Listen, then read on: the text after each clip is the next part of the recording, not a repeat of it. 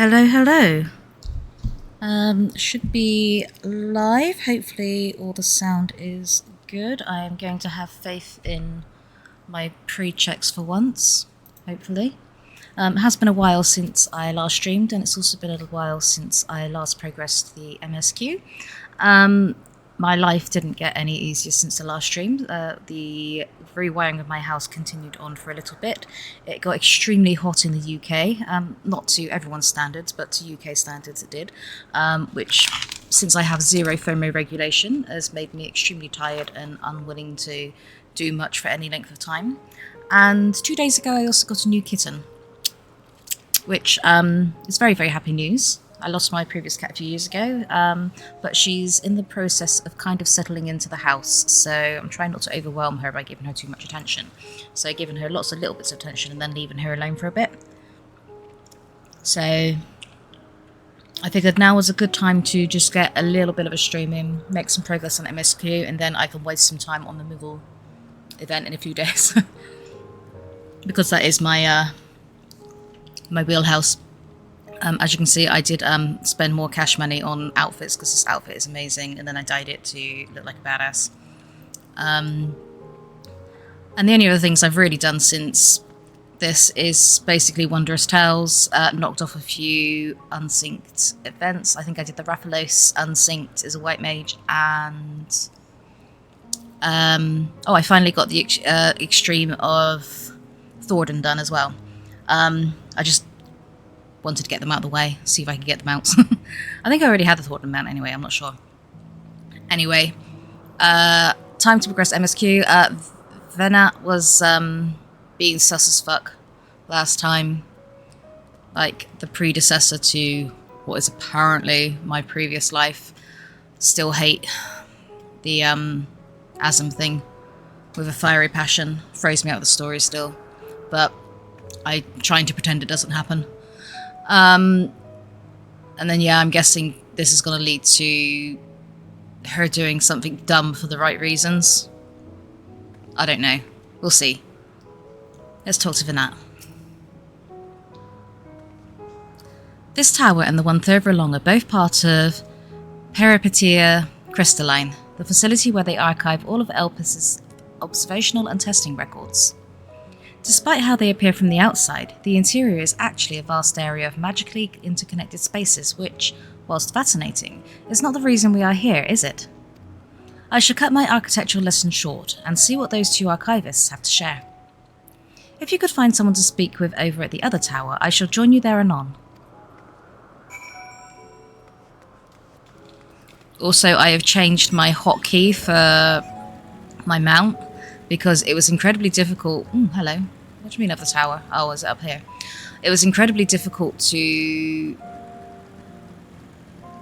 do it while moving because I had it hotkeyed onto the directional button. So I've moved it, but that used to be where I used to have my white mage icon to, so I keep mispressing the button inputs. So I need to try and get used to that. So if I change class in the middle of a quest, then you know why. You have questions for me? Certainly. Just a moment while I conclude my current appointment.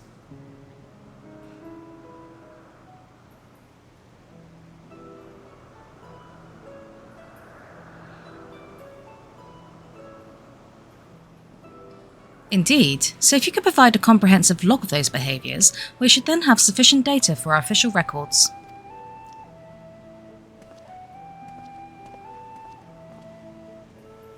Now, what was it you wished to speak with me about?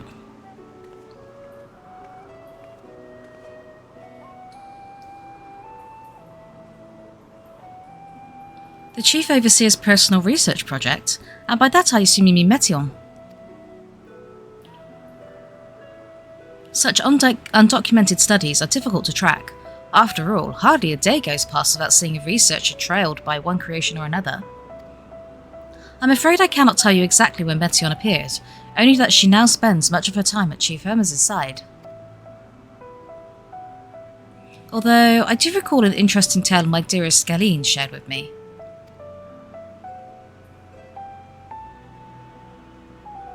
Galeen is my partner, and a fellow researcher here in Elpis. She was returning late one night when she caught sight of Chief Hermes sending Metion heavensward. a host of them. For several days she would speak of that scene with wonder, describing it as one of the most beautiful spectacles she had ever witnessed. That sounds like a story I should like to hear.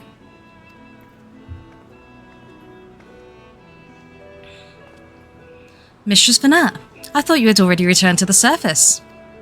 Permit me to thank you again for your invaluable contribution to our concept placement proposal. Pray do not mention it. As you say, my original plan was to leave after that task, but I have since become engrossed with Chief Hermes's research. Would you favour me with a retelling of this sight which so delighted your Galeen? Of course, or you could hear it from her lips directly if you prefer. At present she should be observing a subject in Metabasis Thalassae.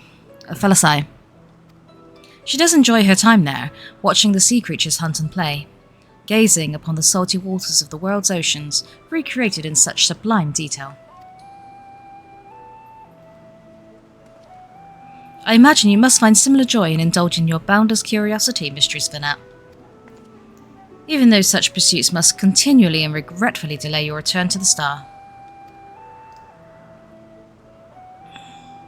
Indeed they do. 'Tis a well-deserved and long... 'Tis a rest well-deserved and long overdue, I should think. How greatly have we prospered for the wisdom you accumulated during your travels as Azim. And what would Elpis be without your earlier academic work? The theories you developed served as the basis of many techniques still in use today. Man is a creature of contemplation, but none embody that nature with as much enduring passion as you. I dare say there's not a soul alive more worthy of a return. I shall rejoice the day you depart on your final journey. I will be honoured.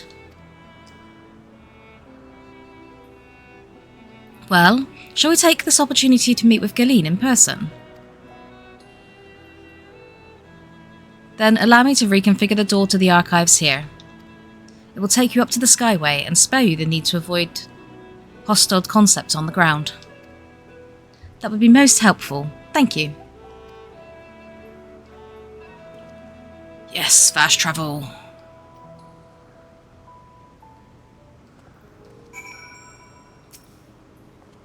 I have opened the path to the Skyway. Once you pass through the door, simply walk straight across to the next tower and ask for admittance to the upper tier. Upon arriving at the upper tier, walk straight across the Skyway and you will find yourself upon the entrance of Metabasis Thalassae. Galeen will be eager to share her tale with you, I am sure.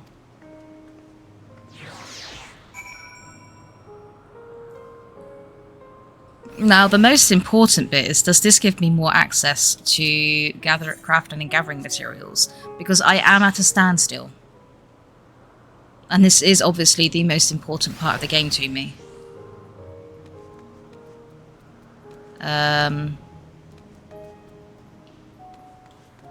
Hello, am I in the sky? No.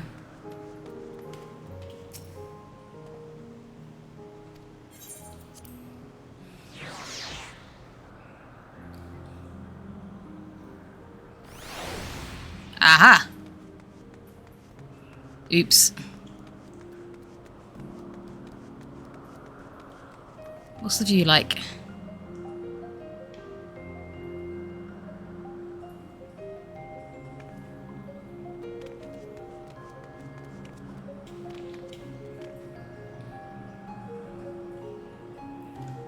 I can see someone's house from here. Oh, look at the architecture that's like, Amaro. Okay.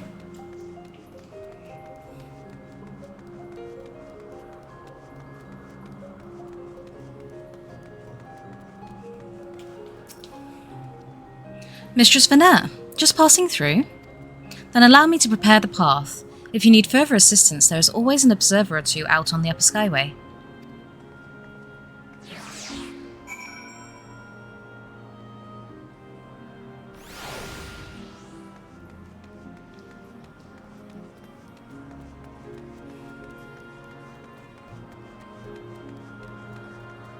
I do understand, like, gatekeeping certain areas until you get through the MSQ and everything, but it's really annoying when you've got it unlocked if you've got to go through 2 gates just to get from one area to another.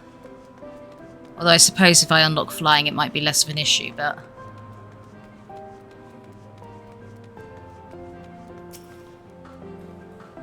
That door leads into the Palisade, but perhaps we can trouble this person for assistance with finding Galeen. Mistress Vanat? I was told not to expect. We would have prepared an official welcome. Please, there's no need for fanfare. I only wish to speak with Galeen, if that might be arranged. Yes, Galeen, of course. I will inform her immediately. Ah, but she may be engaged in the testing phase. You could be in for something of a wait. Should I let her know your business is urgent? That won't be necessary. This lovely view will keep us occupied until she is ready to receive us.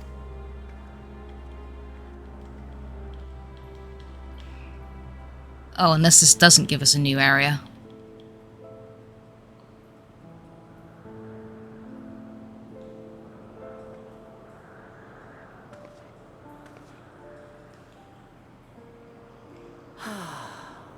A delightful breeze and a breathtaking view. Sus answers in the background is sus.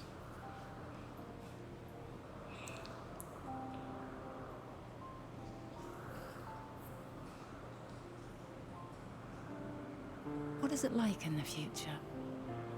Is the world still a beautiful place? Every few years it is. You know, once it's recovered from all the devastation that keeps happening. I mean, I do know some spoilers, because some of it's unavoidable, so I do know that Vanat is linked to Hydaelyn, hence why Answers is linked to her, and I have been informed that Answers gets a new kind of subtext thanks to Endwaker. But I'm not entirely... I don't know the details or anything, so... But I am still highly suspicious. I've always been suspicious of Hydaelyn because everything seems sus about Hydaelyn, to be honest. And now I'm sus of Vanat in conjunction.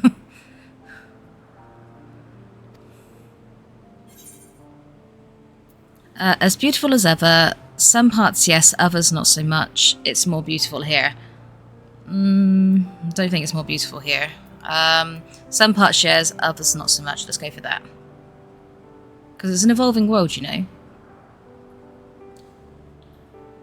Dark, hidden places, rife with danger. Those have an altogether different, but no less powerful sort of appeal. You gotta know the bad in order to know the good. While we wait, will you not tell me about your adventures? Well, not the portentous events which led you here, but the simple delights all your own. By learning about the future world, I may gain insight into future me's plans. But more than that, I have an interest simply as a fellow traveller. Short of going somewhere oneself, there's naught more stirring than hearing another's account.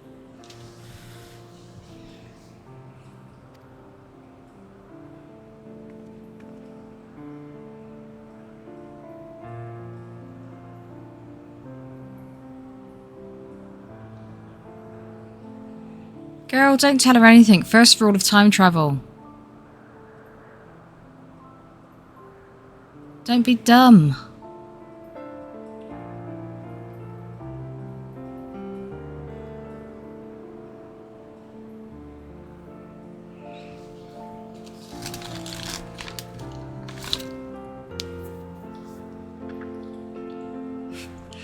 Great 2D leaves on those trees. Incredible. Would that I could have been there to see it.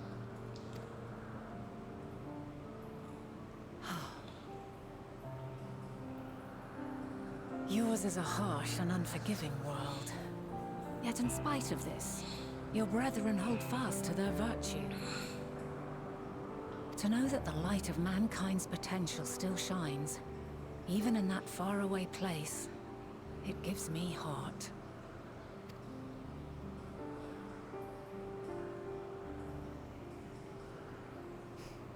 Thank you for regaling me with your tales. I will treasure every word. Girl, why do your eyes have like a star in it? I was once a scholar, and among other things, I sought to understand the workings of the world. What exactly is ether? How formed the laws of nature? Whence sprung mankind? Riddles and mysteries beyond counting. Over the years, I have managed to find answers to some few of them. Yet rather than attain a sense of mastery, the more I understood, the more I came to hold the world and its miracles in awe.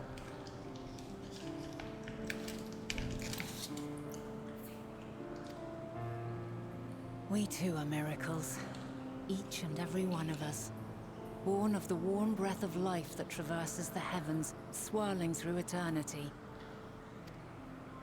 When I fully grasped the improbability of our existence, nothing felt impossible anymore.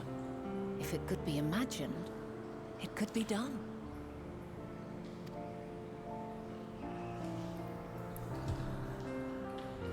A passion swelled within me, an epiphany dispelling all preconceptions of what was natural and true. And a presence without, immense yet intimate. Fate, perhaps, holding us in its tender embrace. Nah, don't go for fate. Fate is the bad place. You need to do things for yourself. As reassuring as it was intimidating, how keenly aware I became of creation's fragility, built as it is upon precarious happenstance. Nah, you have a live stream. Like, this is the whole kind of metaphysical whatever concept that they've had in the games since at least 7. And they all kind of share this similar concept of the live stream, and like souls return to it and then they like return to being alive again, whether it's in the same form or not, it doesn't matter, life continues on. So you've obviously got the live stream in 7, you've got the live stream in 14. It's similar to the Chaos and in the 13 trilogy, Mist in 9, and I think also Mist in 12 and the Tactics series. So they all kind of use this similar concept of like life in a continuous cycle, and magic and life and all and souls and all this are all linked through that network of power. So, nah, there is no end in these universes, because you kind of don't end. You return to the ether and become a new being. So I was overcome with an irrepressible urge to know the world more intimately, to hear its voice, feel its breath.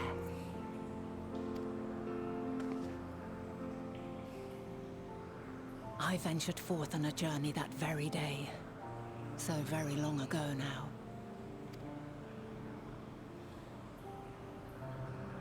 Freed from presumption and prejudice, I saw the world through a newborn's eyes. Everything fresh and new, and so beautiful. Lands that stretched on forever. Skies one could drown in.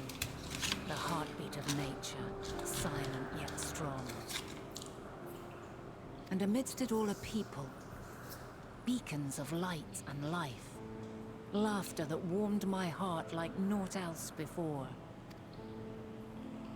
They are my meaning, and my purpose, my love. And so long as they need help, I cannot return to the star. girl, what are you supposed to do about it?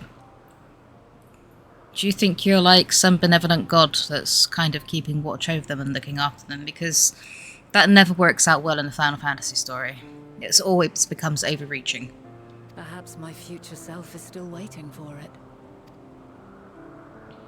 A moment she can let go and walk unto the end.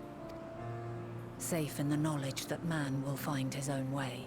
Yes, that is almost always the purpose of a Final Fantasy game, is that the people need to find their own way without being pushed around by the gods or overseen by the gods, etc.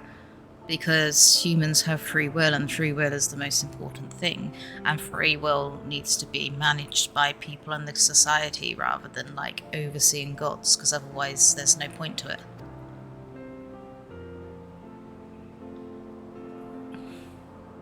You, who are our future, tell me this, and tell me true.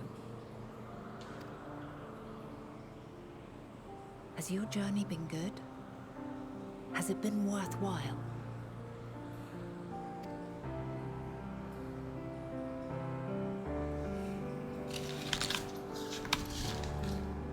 Of course it has.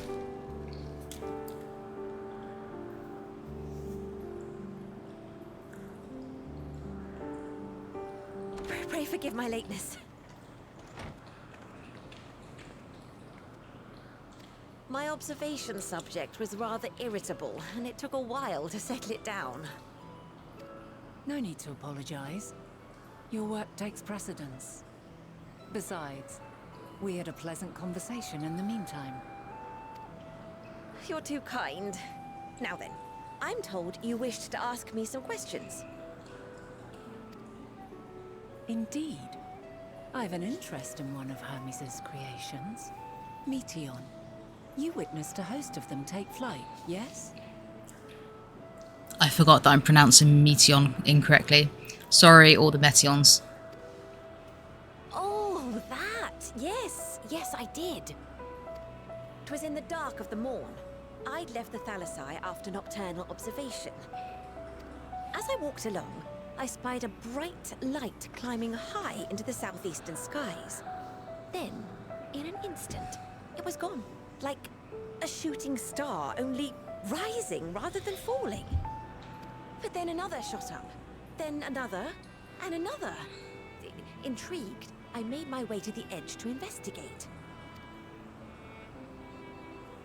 And who should I spy on an isle to the south but Hermes and Meteon, the Matea, rather. There were lots of them, and I realized they must be the shooting stars that I'd seen. A dazzling spectacle indeed. Have you spoken with Hermes about this? Oh, yes. The sight left such an impression on me that I approached him about his mystery project the very next day. How many Meteor are there?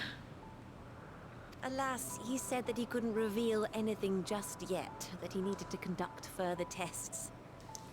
Because if there's like 14, then I'm sus. It shouldn't be long now, though. He often returns to that isle, and I have a feeling he's nearing a breakthrough.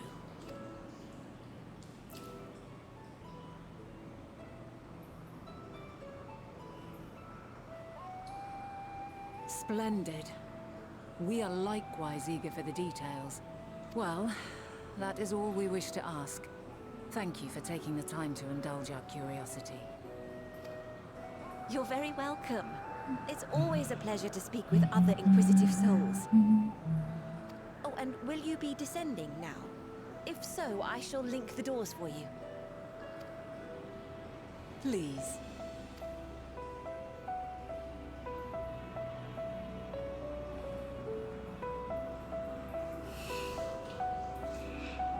No, I want a new crafting area.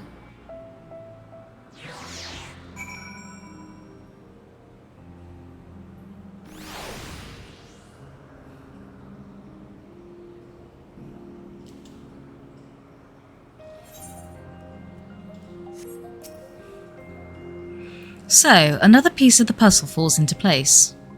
From what we've learned thus far, I think we can safely conclude that Hermes hasn't been revealing the details of his research to others.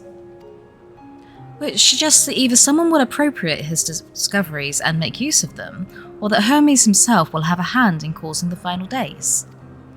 Since we have no reason yet to suspect the former, we should consider the latter to be the more likely possibility. Proceeding under that assumption, our next step should be to divine why, or even if, he might desire such a terrible fate for our star.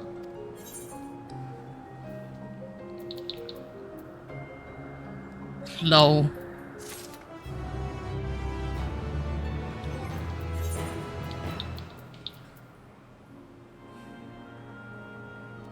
I'm pretty sure that not even my Pictomancer, which is my lowest active class, is that low. Oh no, it is level 86. In that case...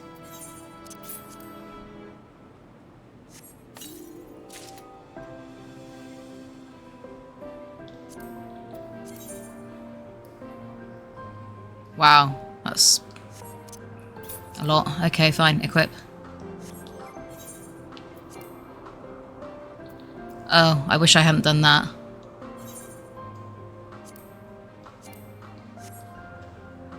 At least you're not my active class.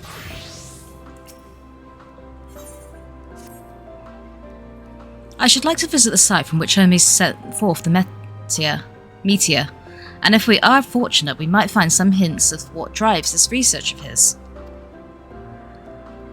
Galeen said she spotted them in the southeast, rising from an isle she could see from the edge.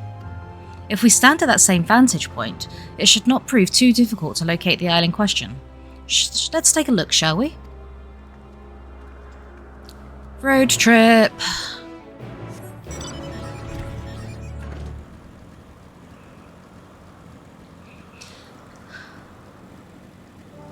Oh, come on, I just did a load of side quests. Don't give me more.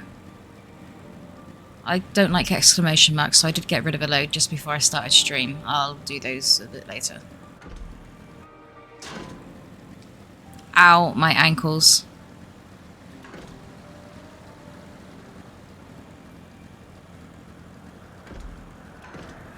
I have to say, some of the monster designs in this area are really, really cool. Like, the giant curl is really awesome. Hello. Oh, that's how we got up here. Yeah, this one here. Like, wow. That is such a great design.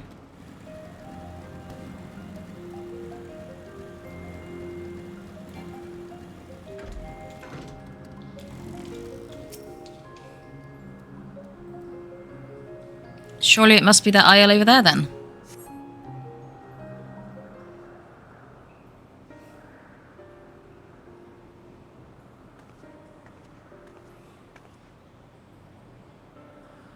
Now, if I were conducting some mystery research, where would I go?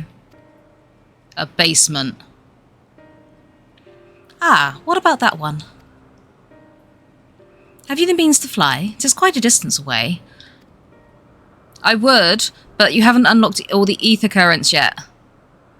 Inconvenient, but hardly an insurmountable problem. To me, Argos.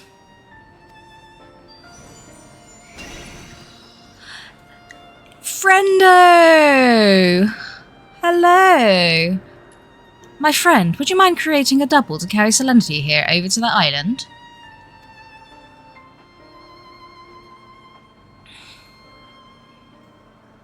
Now, I'm calling him Argos because if I call him Argos, it'll just remind me of the shopping chain in the UK. Stubborn creature, there is no place on this great star we have not together travelled, and still he remains obstinate in the presence of strangers.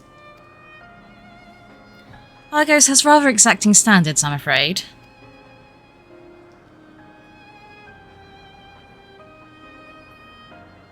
What?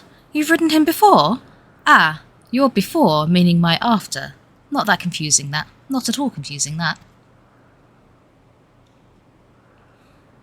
Interesting. It is certainly not unthinkable. But speaking of the here and now, the quick solution is for us to face off in a sparring match. Demonstrate to him that you are capable of holding your own against me in battle, and you should convince Argos that you are worthy of his back. And besides, I might even teach you a thing or two in the bargain.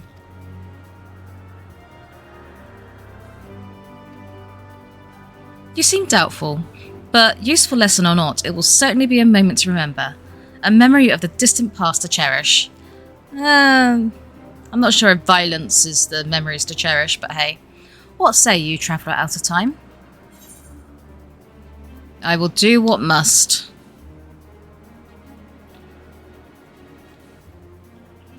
I had a feeling you might say something like that. Knowing that you must give a good showing, however. Clear your mind and prepare your weapons. I will await you at the clearing over yonder. Whatever, let's just progress.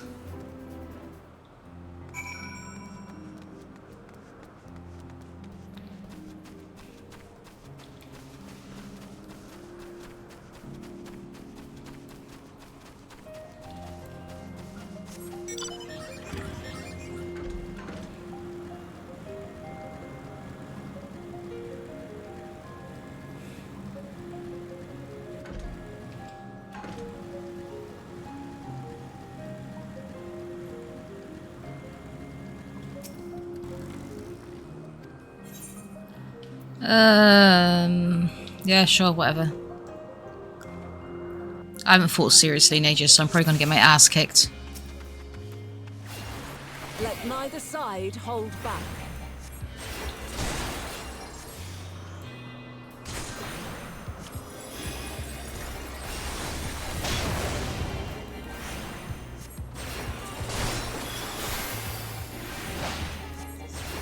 My blade sings!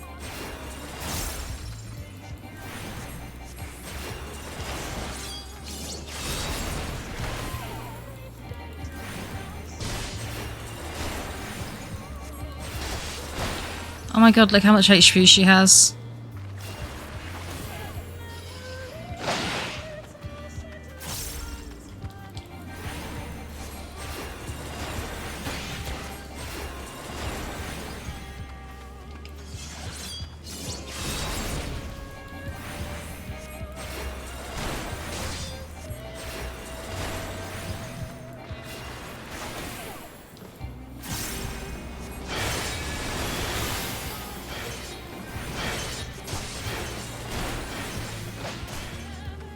My blade sings! Where are you, girl?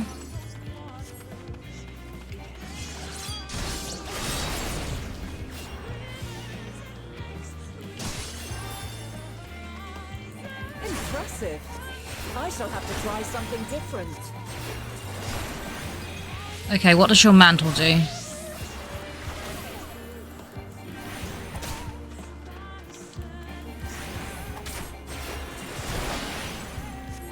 No quarter.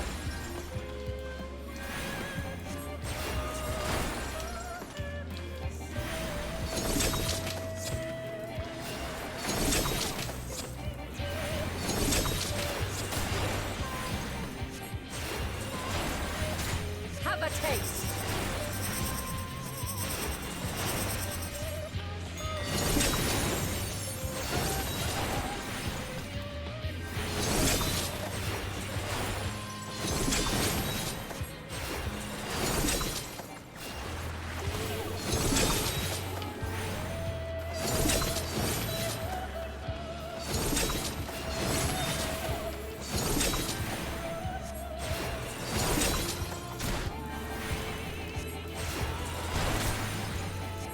I see you won't be easily overcome, but neither will I.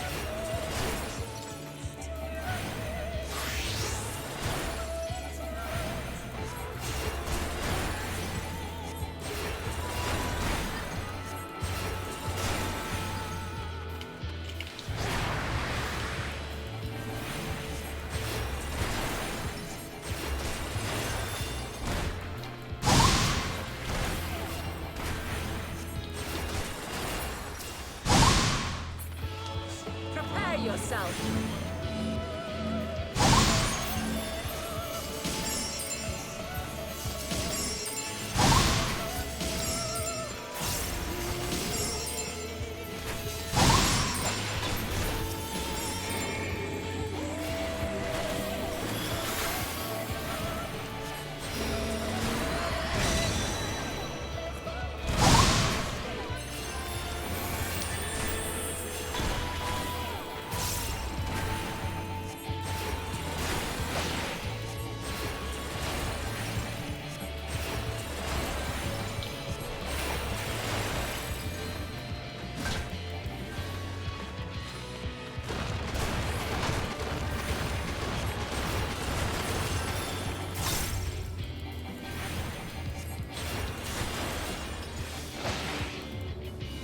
Very well.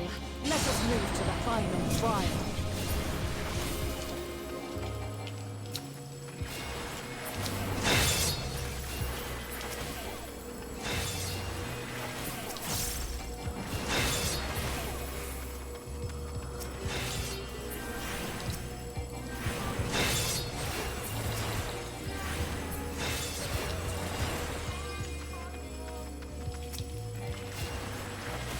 Agape.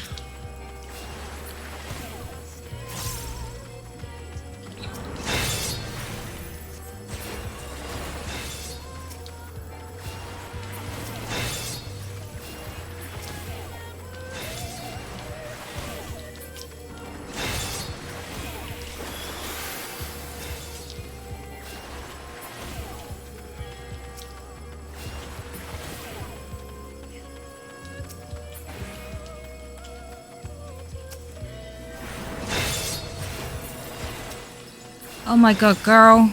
Really?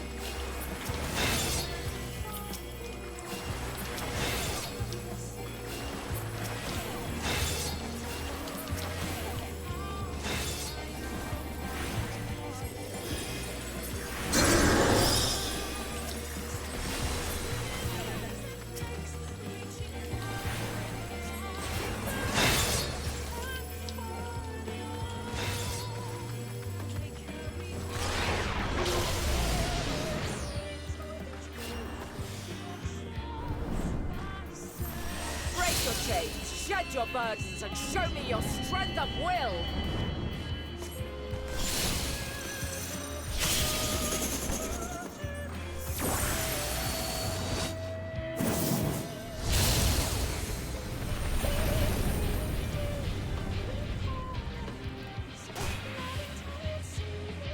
You still stand. The people of your time are more resilient than I had dared hope. I have seen enough. Good. I did my best. Not knowing any of the mechanics. Oh, I was also zoomed in, which doesn't help with fighting. Lol. I survived, bitch. 'Twas my intent to finish it, but clearly I underestimated you. No, you probably had about the right estimation of me, to be honest.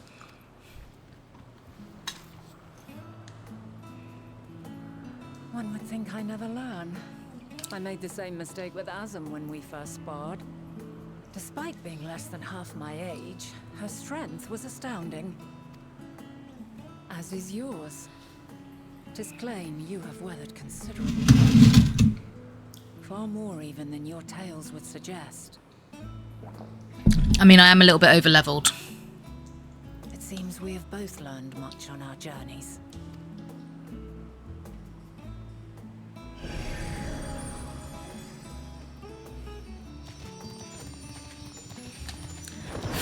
Friendo!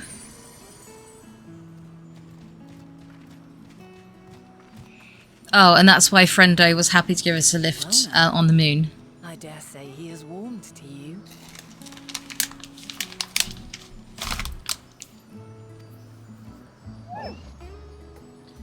A boon to be sure. He never forgets his favorites, and is ever eager to come to their aid.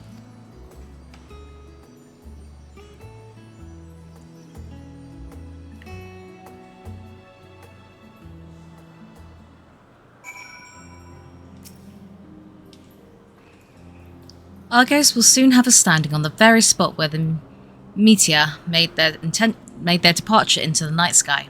With luck, we will learn something of Hermes' intentions. My hope is that we find no connection, no festering wish for oblivion. Then we might have Hermes and his considerable expertise working for us rather than against us.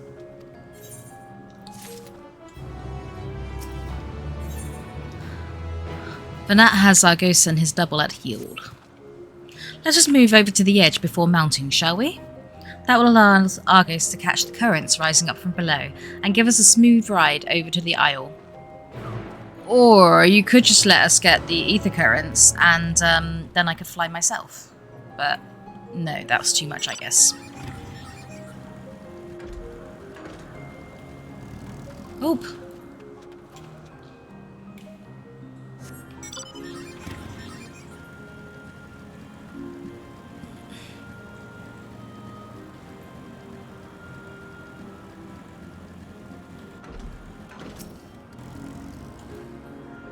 Argos motions with his back to his back with his muzzle. You have been given the go-ahead to hop on. Ride Ogres to the Isle. Yes.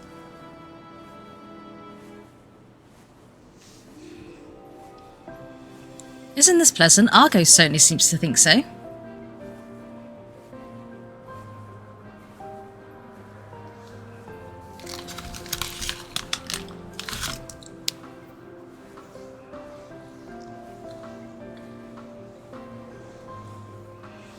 Now, what was the name of that tree? Nowhere something... Ah. Nowhere to... Thorion. Quite a striking specimen, isn't it? Is it not?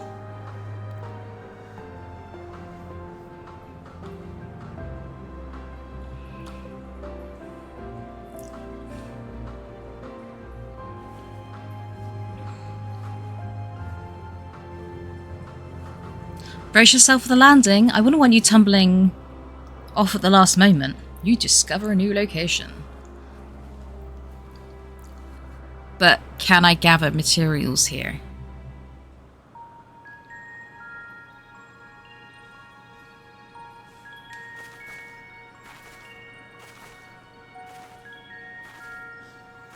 Quite a small place, lacking even the most basic equipment.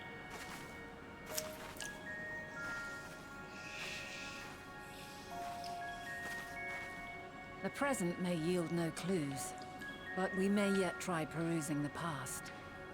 Have you done this before?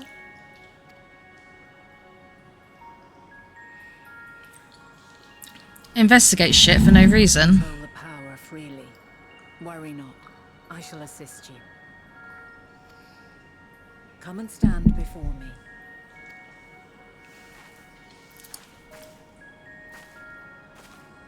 There are two ways to see the past.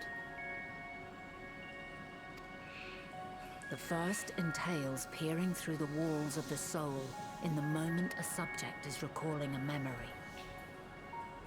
The second requires no subject, and is instead a process of piecing together an event from ripples left in the ambient ether. Is this girl literally teaching us how to use the echo? Sweet. As memories are etched upon the ether of the soul, so too are they etched upon the ether of the world. In this way can history be preserved. Such memories are given to fading, however, and can prove challenging to visit. But come, let us try. Close your eyes.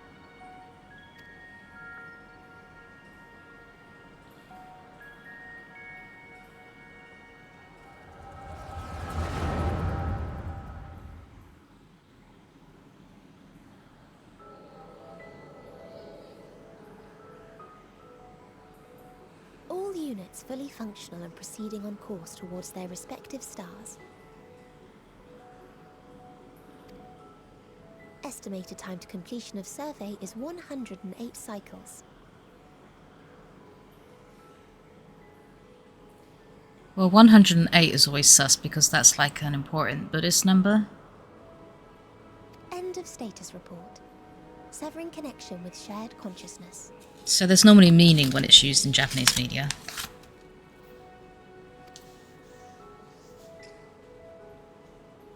Did you hear that, Hermes? All is well.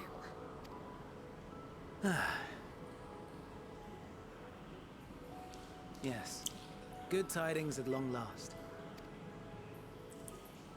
Every step of the way, I've been reminded how little we understand creation. How the universe defies imagination. But soon we won't need to speculate. We'll know the answers. What others live for. Indeed. And we'll owe it all to you and your sisters. I wonder what answers we will get. Whatever intelligent beings that exist out there are bound to be vastly different from us. Well, I mean, there's the dragons. Dude, if you broke the dragon's homeworld, I'm gonna be mad at you. I love the dragons. Diverse in form and culture, possessed of unique ways of thinking. Their conception of life and its purpose will be no exception.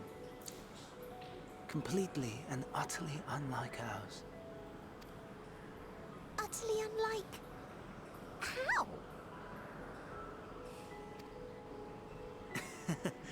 I have no idea. Yet whatever answers we receive, I will not dismiss them out of hand. No, I will think earnestly on them all. And I will share them with our people, that together we may contemplate our own existence. Perhaps then our star will become a better place. Not only for man, but for all life.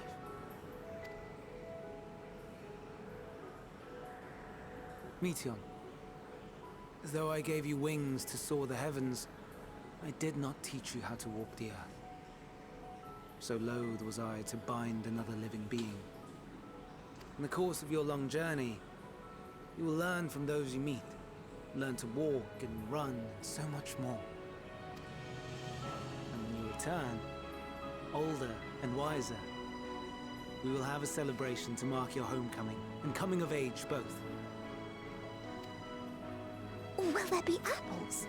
Covered in syrup? Oh, sweetie. Something horrible's gonna happen to you. And how are you supposed to eat them? Rather than food, perhaps...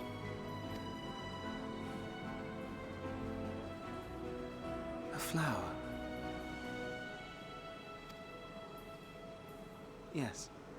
Upon your return, I will gift you a beautiful flower.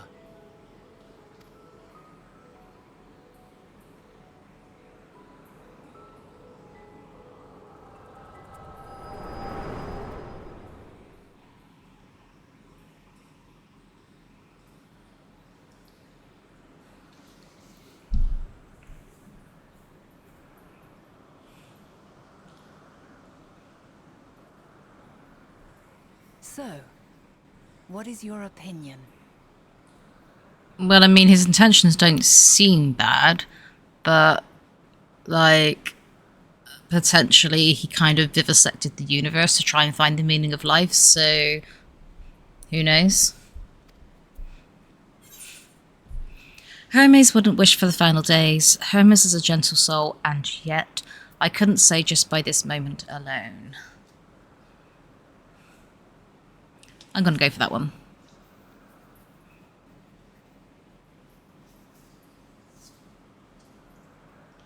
As you say, that was hardly conclusive. Yet based on what we witnessed, I find it difficult to believe that they would deliberately seek to end all life. Be that as it may, we cannot rule out the possibility that they will play a part in bringing about the final days, perhaps unwittingly.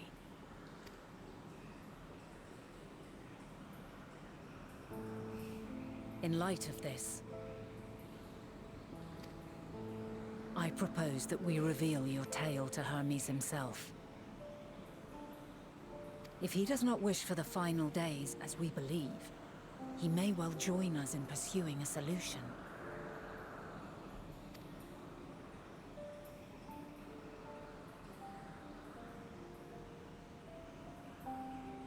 Then it is settled.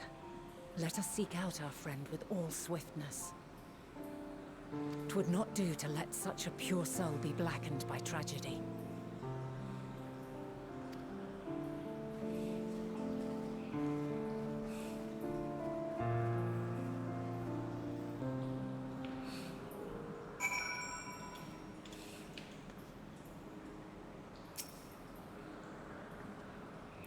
There are any number of places where Hermes might be in Elpis. But we could do worse than to look in Ctesis Hyperborea, the largest facility. It stands in Epheselikos Boreas, the Northern Isle. Oh my god, I am not made to speak Greek. Not without a pronunciation guide. Ethoceliticos boreas, I think that is supposed to be. I wonder, Selenity, for an institution which claims to studiously research every species destined for release into the world, did you not question how they find room for them all on so few islands? The answer lies within Thesis itself. I touched upon the practice before, back at the archives. Where a vast area is stitched together out of multiple conceptual spaces. The same holds true for the interior of this facility and its magically constructed environs.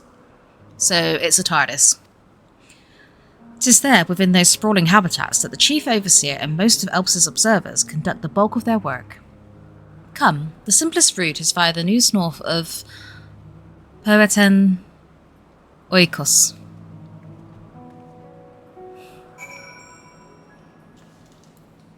I do not purposely butcher the languages. I just don't know the pronunciation rules. And therefore I divert to the ones that I do know.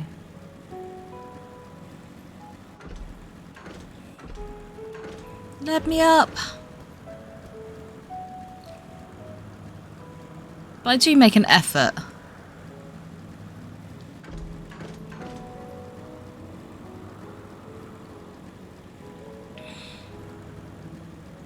Because I do believe that trying to pronounce things correctly is a politeness. Hello. Do you have an ether current? You do have an ether current. Okay, you're important. You're a visitor too, aren't you? Perhaps you might be willing to help me then. Did you happen to see a blue-haired woman in the area? She wouldn't have been wearing a mask. I see. She and I are students of Academia Anida, and we had intended to spend our downtime visiting Elpis together. We were just on our way back when she realised she forgot something back in Anagnoresis, so she ran back, and that was the last I saw of her. She can be a bit, how shall I put it, scatterbrained, so she may well have simply got lost on her way back. I would rather not search for her myself, for what if she comes back while I'm away? So if it isn't too much trouble, perhaps you would be so kind as to look for her. Like us, she won't be wearing a mask, so she should stand out a touch. You'll find her in the area of Philomethus Notos, in all likelihood. If you do come across her, could you help her out a bit? See if she makes it back. Yeah, okay, where? Hang on, let me go get that one as well. Because the sooner I can get... Oh my goodness gracious me, look at all these exclamation points. Oh, that's a lot of side quests to do. I just want this one because I expect you're an ether current as well. Yep. Well, this is a pickle. Whatever am I to... Please tell me you're here to deliver a message from Cleon. You are a familiar, yes? Azim's familiar? Oh, and I do like the name, Salinity. But if you belong to Azim, then what has become of our visitor from Amaro? He was meant to arrive some time ago. Our wildlife subjects are accustomed to the presence of long-term observers, but when someone from outside of Elpis comes to visit, the reactions can be somewhat unpredictable, and occasionally violent. Would you be so kind as to track down Cleon and see that no harm has befallen him? Visitors don't wear masks, so he should be easy to spot. And if you do happen to find him in the process of being mauled, you have my permission to terminate the offending subject. Safety first. So it should be. Good health and safety culture means a good workplace. So I need to go over there, and then I need to possibly teleport.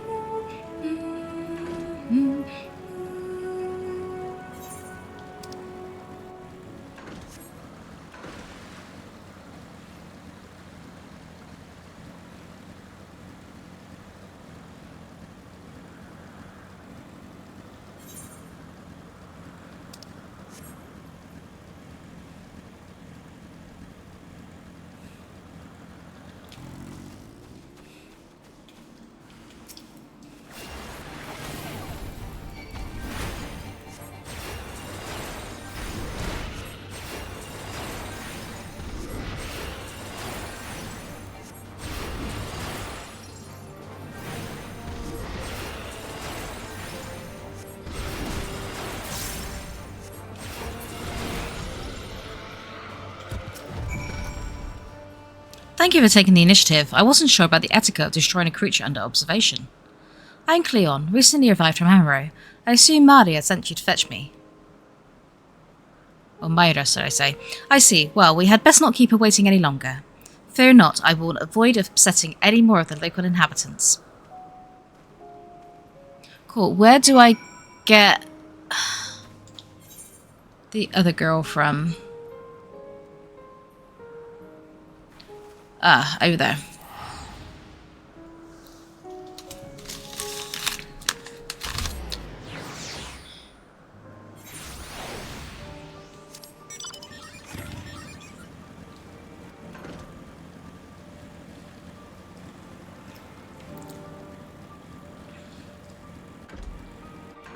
And have her accompany you. Where's she supposed to accompany me to? Hopefully just the bloody pathway. Because escort quests are the worst. Yes, can I help you? Oh, wait, do you need directions somewhere? Not to be rude, but I beg of you, ask someone else. I happen to be lost myself. Girl, I'm here to help. Or boy. What was that? A woman asked you to come find me? That would be my friend, no doubt. How embarrassing. I had hoped to keep this hopelessly directionless side of myself under wraps. Oh no, it does say her.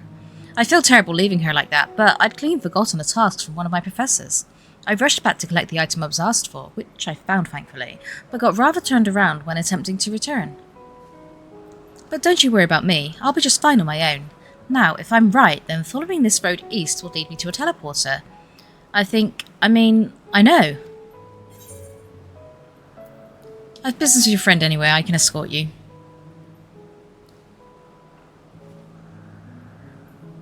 You mean it, truly? Well, that is, if you're heading in that direction anyway, I don't see why I shouldn't tag along. Oh no, please, after you. If I'm able to get as far as the teleporter to connect Poet and Oikos, I should be able to make the remainder of the trip on my own. Now then, would you mind?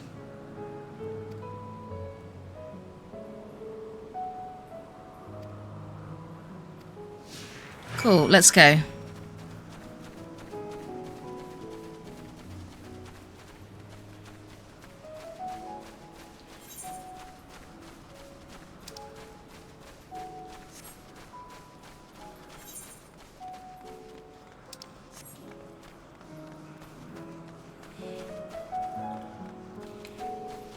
Will you run faster if I run? Excellent, we can take advantage of jog in a minute unless something's about to attack us.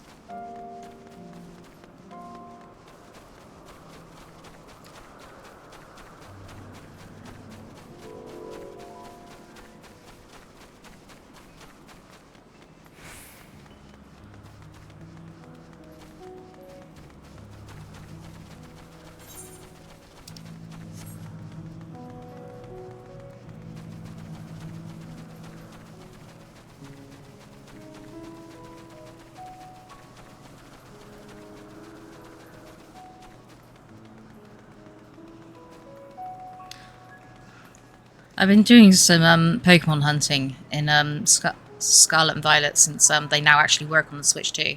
And seeing those butterflies over there reminds me of Vivillon because I've been doing Vivillon hunts. What a relief it is to see a familiar sight. I should be alright without you now. After all, it's just a straight shot from here to Poeten Oikos. Goodness, the earful I'm going to get from my friend. I've kept her waiting for far too long. Well, I really should hurry. She's owed an explanation and a heartfelt apology. Do come see us, though. I would like to thank you properly. Yep. Give me the ether currents. Ether currents.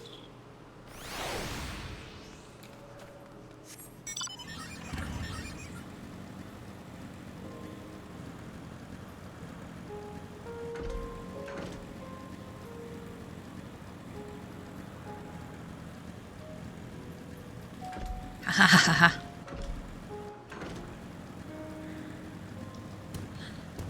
Melanion. Oh, wait, where am I going? Can you get up there? Come on. Hey.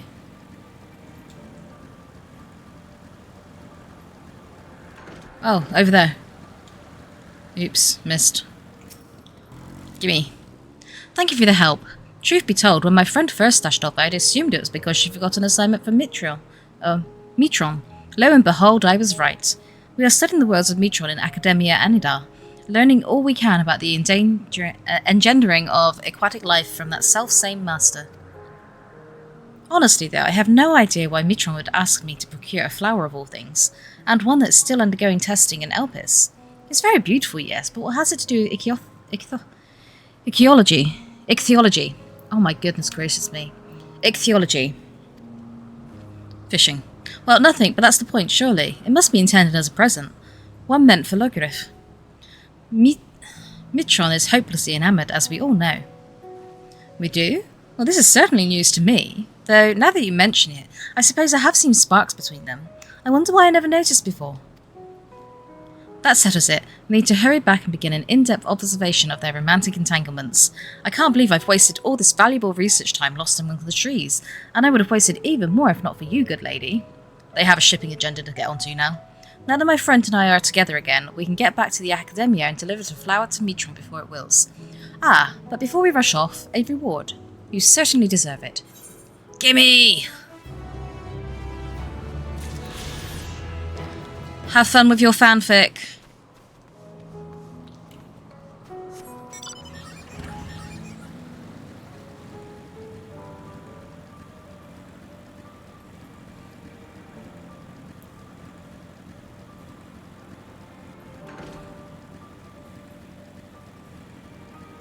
Myra.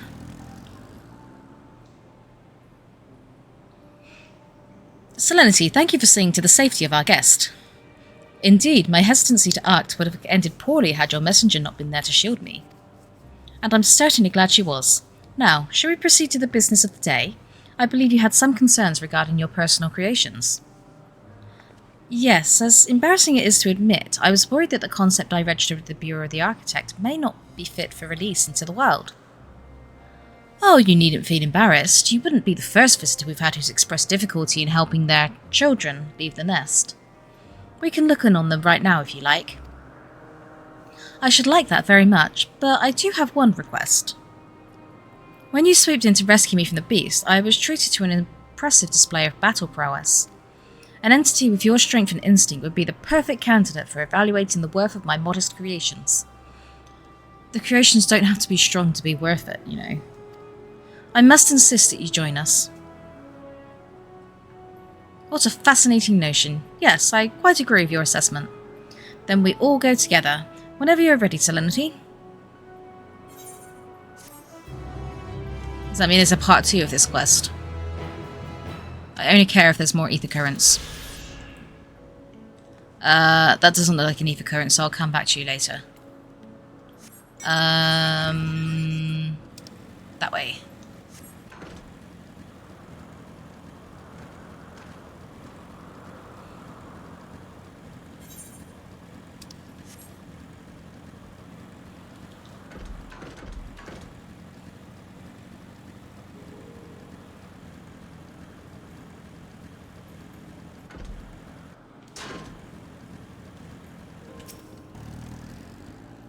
This appears to be the teleporter Vanat told you about. Motes of light yet hang in the air, suggesting the device is but recently activated. Proceed. You discover a new location. I'll be back for you in a minute, Vanat. I have to explore.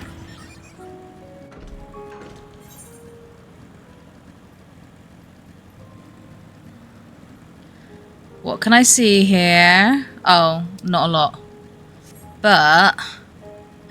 ether current, ether current, ether current, ether current. This is why I have to explore. Ooh, ooh, ooh, ooh. I see you, I see you, I see you. Looks like I need to fly for that. I'll be back for you later.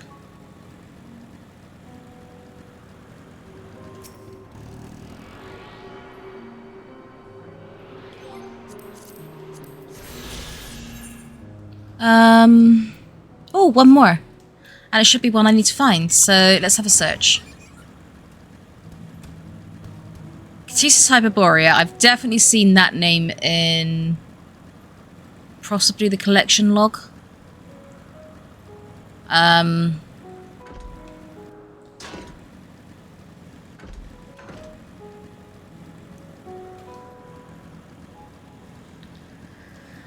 Right, just gonna have a quick search for ether currents, because if I can unlock flying, I will be a very happy bunny.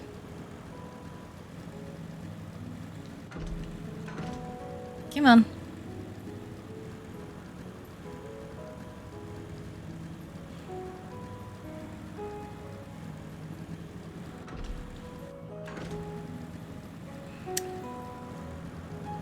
Harapuya. Appropriate that the Greece place has harpies.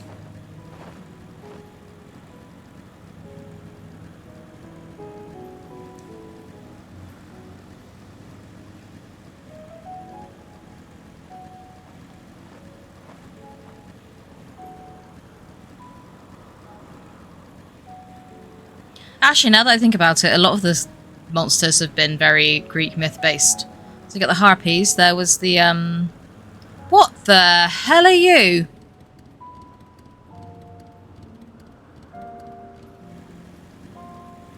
Okay. Yeah, there's the harpies, there's the minotaurs. More kind of minotaur type beasts. I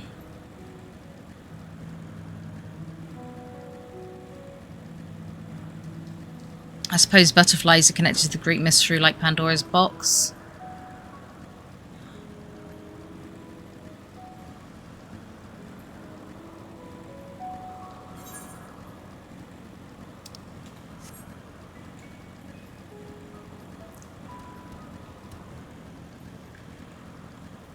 Pretty appropriate. I don't see another ether current at the moment, which is a shame.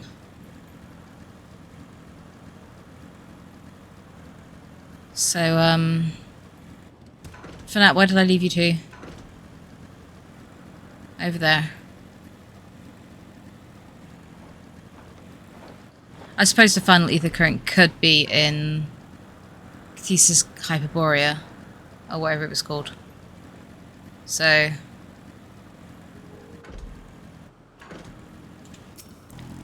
let's go explore. Ah, good. The Neos acknowledged you as my guest. You should now have the authority to use it as you wish. Yay! As for the way to Ctesis Hyperborea, we will follow this path and then turn left at the crossroads. Yeah, been there, done that. Let's have a check. Is there actually anything here?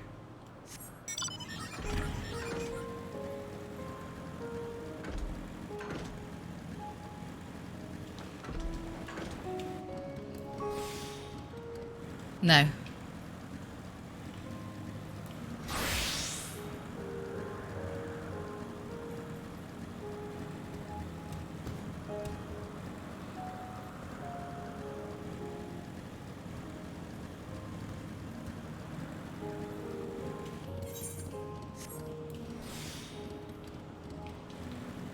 No, I don't think so.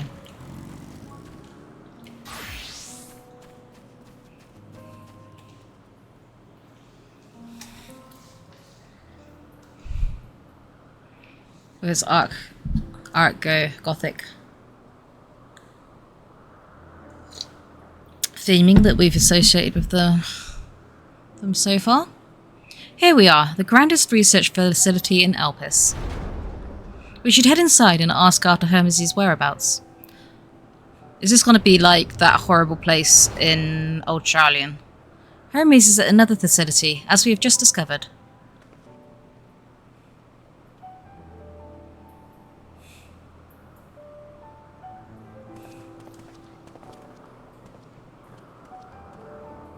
Furthermore, we have confirmed that his studies into Dynamis, as well as his creation of Meteon, were entirely private pursuits. Yeah, we already kind of worked that out as well.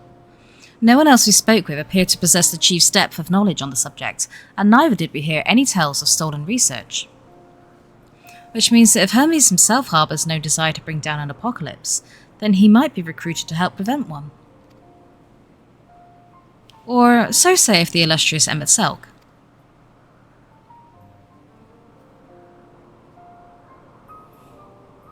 According to your story, the 14 divined the connection between the celestial currents and the final days, but were never able to pinpoint the root cause of the calamity. With our people's greatest minds, not to mention Hyphodeus' sharp eyes, committed to the pursuit of a solution, such an outcome seems inconceivable. The only possible explanation is if the nature of the catalyst was so inexplicable that even we fail to perceive it. And what better fit that description than the invisible, intangible dynamis? Which in turn leads us to our next question. How did Hermes, in his role as Fandaniel, not recognise the subject of his own research? We must assume that he either knew and was unable to help, or that he was otherwise prevented from identifying the cause in the first place. At this juncture, all we can do is speculate. To be clear, the Convocation does not tolerate acts of deception or malice. We are practiced at perceiving truth, and would have known had Fandaniel lied to us. Hermes had no conscious wish for the world to end, of that I am certain. It seems there is more to the tale after all.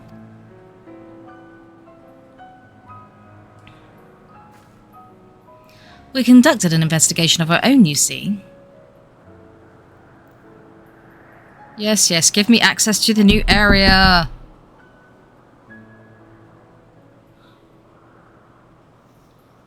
How comforting. We seem to have reached the exact same conclusion. I see no reason to delay further. 'Tis time we brought Hermes into the fold, as it were.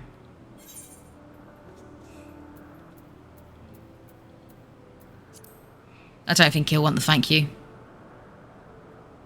This does not mean I believe your ridiculous story.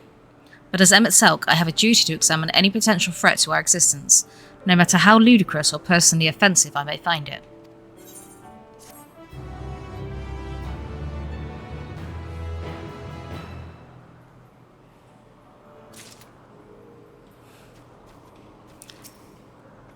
How lovely. Our merry duo has become a quartet. Past disagreements are no reason to reject collaboration in the here and now. I commend Emmett Selk for his practicality. Do not approach me, do not speak to me, and do not dare presume to treat me as a friend. I'm merely carrying out my duty. Yeah, no problem. I'm not entirely fussed by you, to be honest, mate.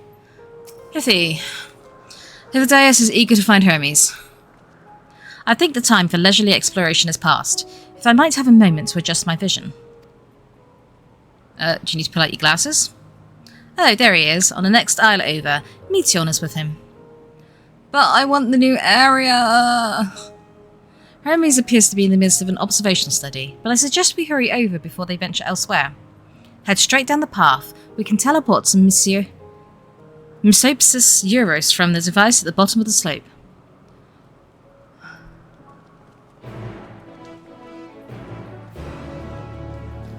All of these place names need to come with a pronunciation guide. Right, can I definitely not get that one now? Yeah, no, I definitely need flying.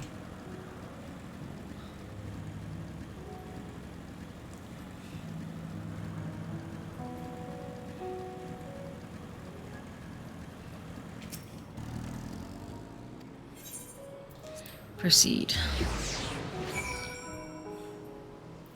You discover a new location.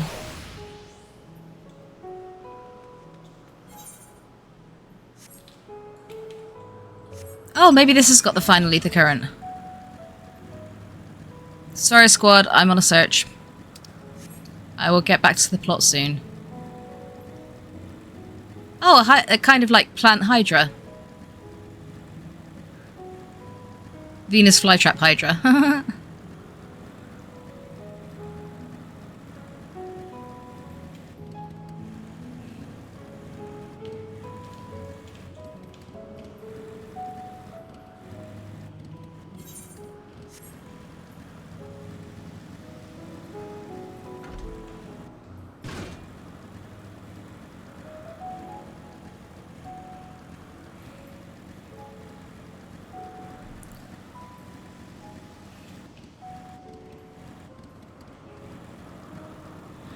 If I can find the ether current, it won't matter that I'm out of the way. Because then I can just fly back to them. So I really hope you're here somewhere, ether current.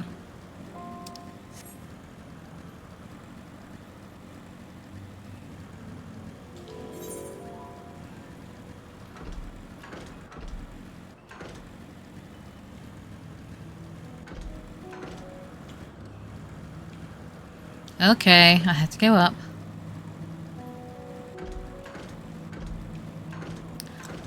Thank you for the convenient rock. The Hungering Gardens.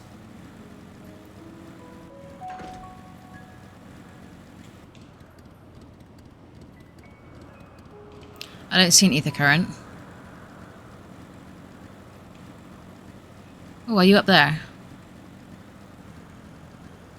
Maybe. An Ochu!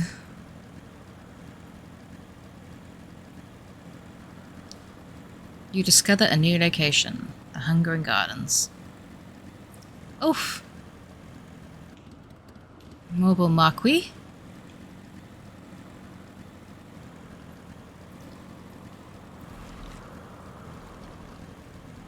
Oh, they squelch. Charming. I see no ether currents.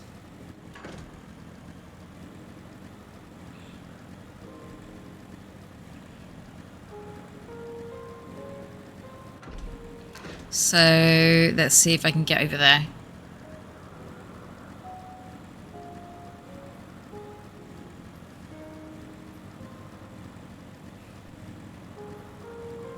Dun, dun, dun, dun.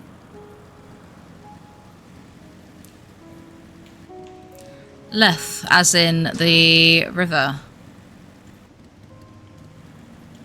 Now there's Selkies, but that's like Irish, aren't they? But Leth is the river of the dead or something, isn't it?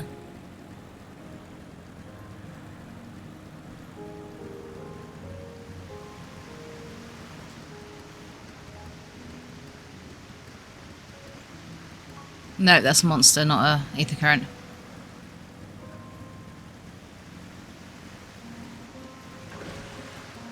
Medusa.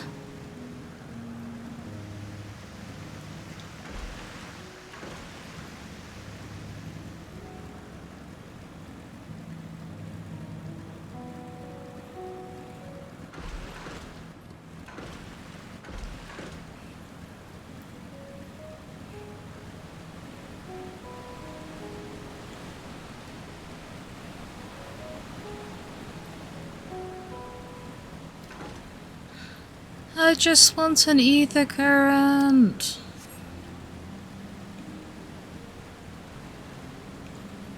Although this is very pretty. A very, very pretty area. I discovered a new location. Yes, yes, yes. Oh, damn it. I thought it was... Stop debating me.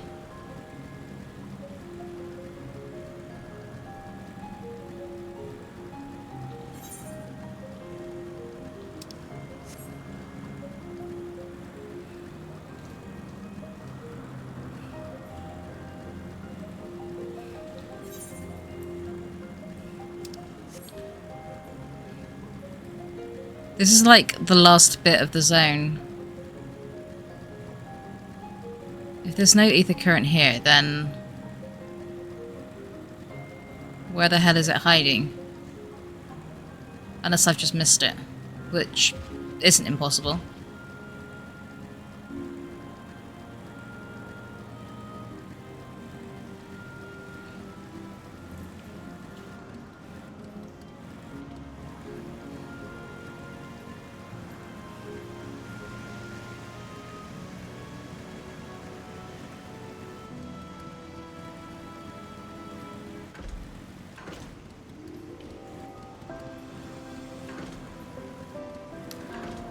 What about in that pagoda over there?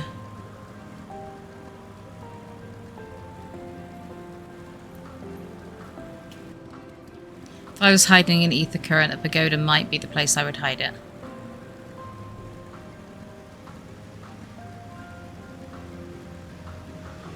But apparently not.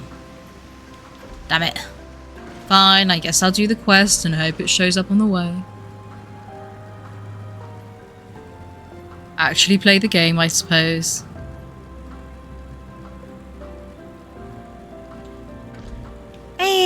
Ow! My ankles.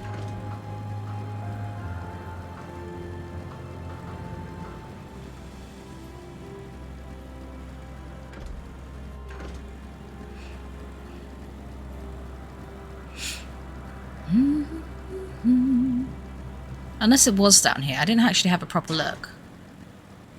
I just kind of skirted around it. Because I didn't see it.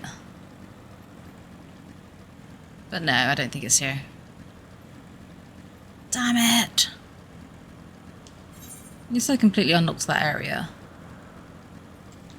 There's only like one more place to actually explore in this zone. Which is the Chthonic Horns.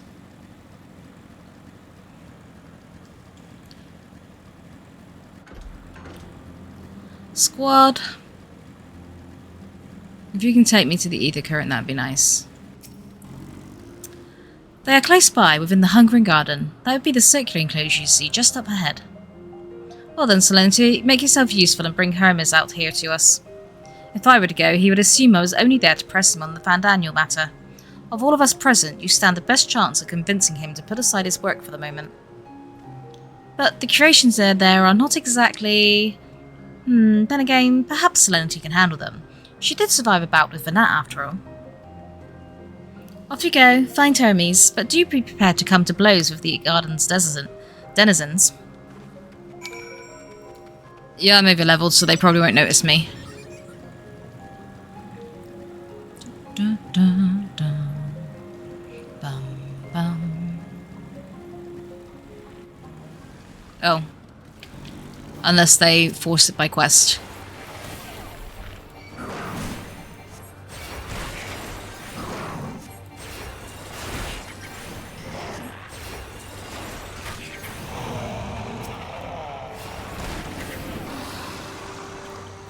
I was about to say, where's the bad breath attacks from these things? But there we go.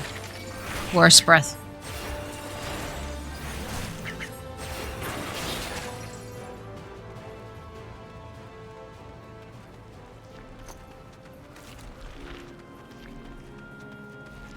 Herpes!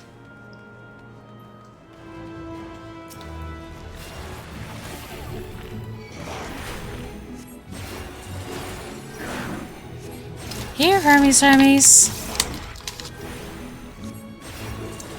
Where are you?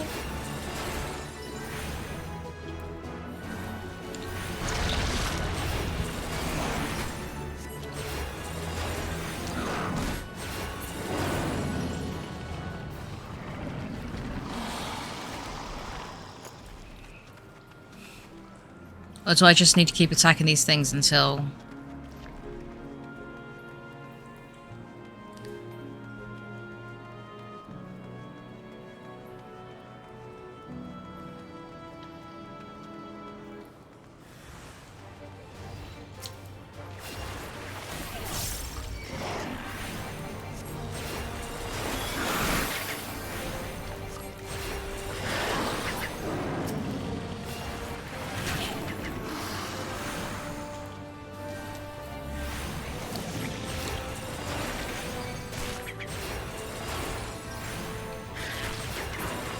Right, that's been 3 times. Surely he'll appear now.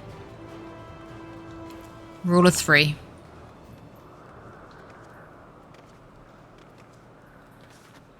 Come on. Come on. Unless they're going to do all 4 cardinal directions.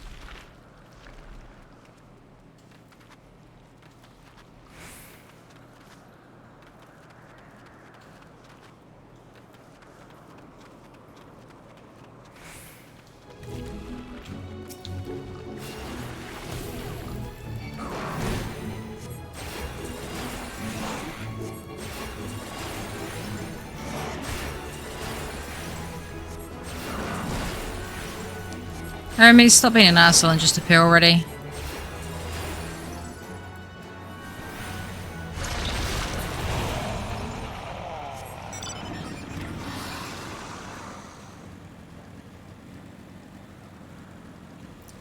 Ah, there you are.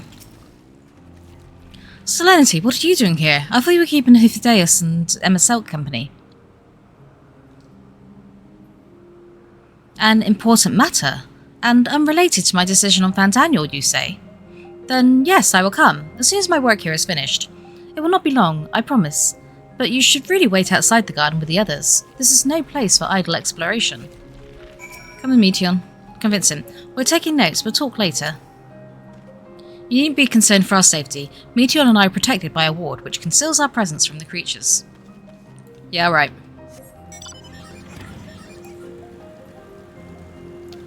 It's called Sneak. I use it as a gatherer.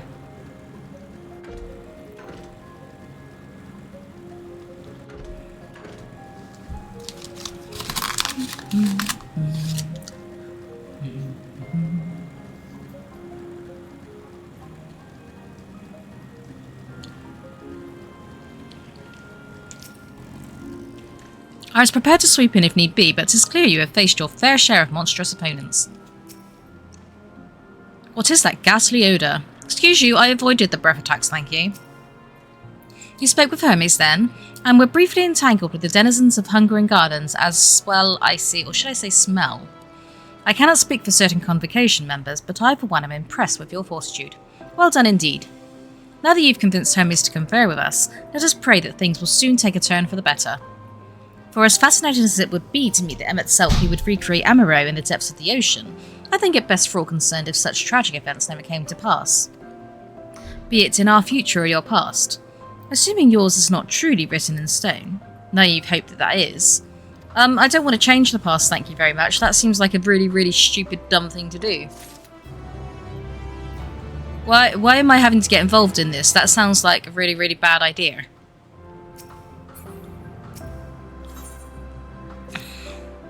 Hermes said he would not be long, yes? Then we shall wait here until he emerges.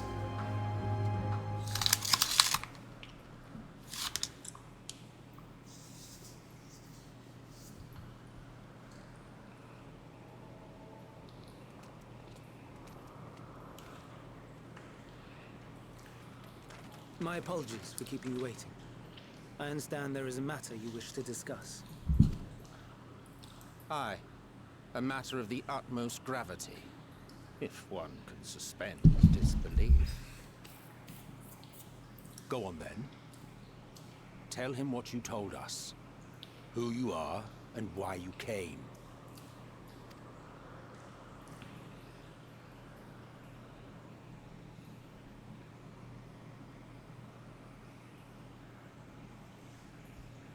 The final days.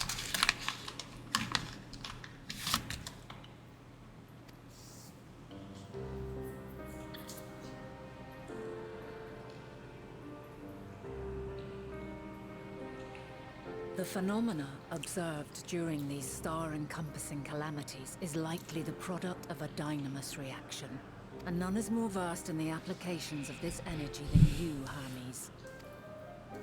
I must stress that we do not believe you would desire such destruction. We come not to lodge accusations, but to beg your wisdom. And so, distressing though the exercise may be, I ask that you share with us your opinion on the matter.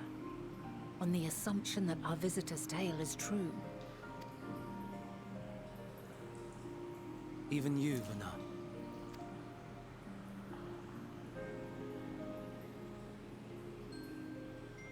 As you say, the phenomena observed in the two calamities may both be attributed to dynamis. Of note is the difference in its effect. In the first final days, it warped creation magics. In the second, it warped the people themselves. The key variable, I suspect, is the etheric density of the men of each age. As you know, ether, in essence, negates dynamis. Harboring high concentrations of ether, we ancients cannot readily manipulate dynamis, nor be manipulated by it. Therefore, rather than ourselves, the calamity affected our magics. In contrast, having been sundered, the people of the future are composed of but a fraction of our ether. Thus are they susceptible to the influence of Dynamis and its transformative potential. But that would explain only the mechanism, not the cause. Though perhaps... It's been so long since I've done the MSQ, I completely forgot that we were doing all this to find out how we can stop the nightmare that's happening in the real world in the real time.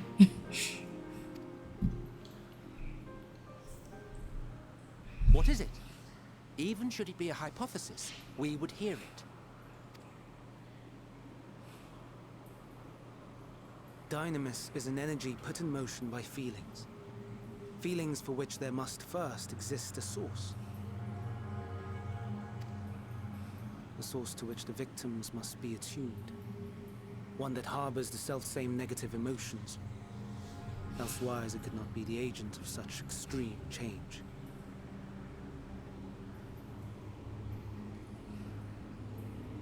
Damn, you know your depression is bad when you manage to destroy a universe. So it wasn't the stagnation of the celestial currents. Someone, or something, is instigating the star's demise. So, we've a villain on our hands after all. Any idea who or what it could be? The celestial currents comprise the outermost layer of the star's ether, encasing it like a protective sphere. According to your tale, it was where the currents were weakest that the phenomena first manifested. If the inciting factor came from without Aetheris, then its effects would first be seen in those locations.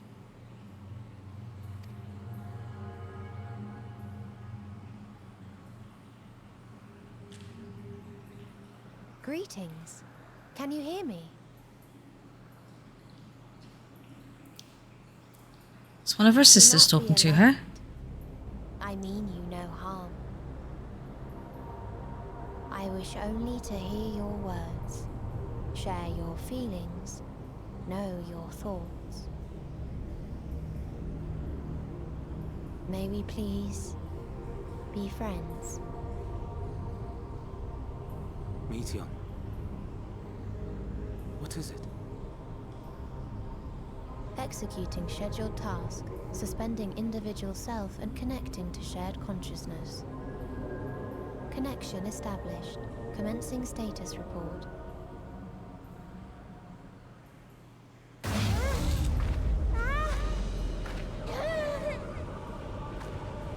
It hurts, it hurts!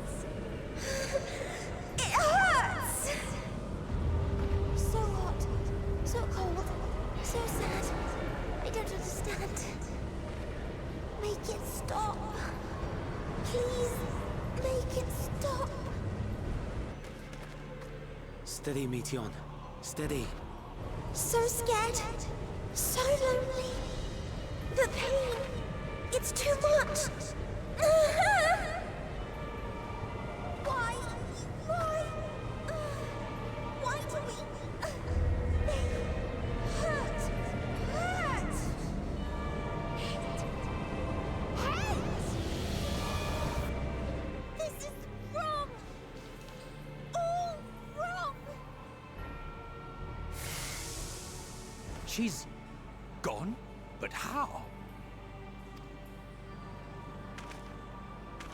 She has altered her etheric density in order to blend in with her surroundings, an ability for avoiding confrontation. Most effective.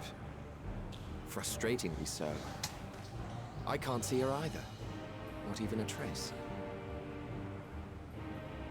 This doesn't seem good. Stay away. Please. This is wrong. My mistake. So please. Are you all right?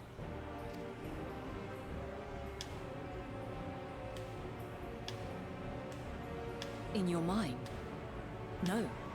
We only heard her speak the instant before she vanished. Of course. When communicating without words, Meteion also employs Dynamis. That would explain why you were able to hear her, when we could not. Then you are our best chance of finding her. Follow her voice and try to track her down. Hindered though we may be, let us split up and search as well. This doesn't bode well.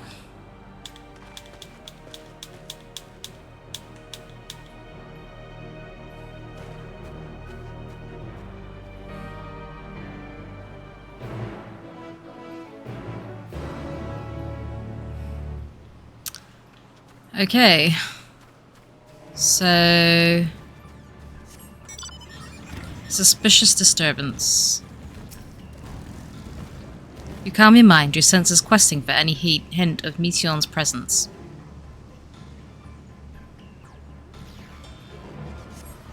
But you fail to hear her voice, she must be elsewhere.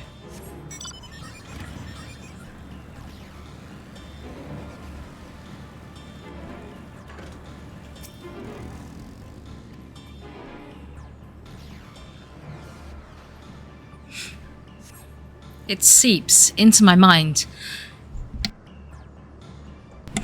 Our voices. Reporting. No, no. Hermes mustn't hear them. I have to run.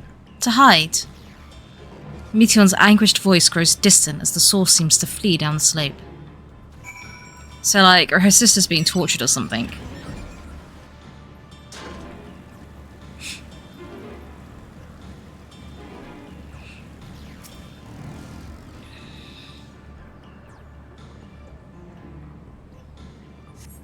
You strain to catch even the faintest whisper, but fail to hear Meteorn's voice. She must be elsewhere.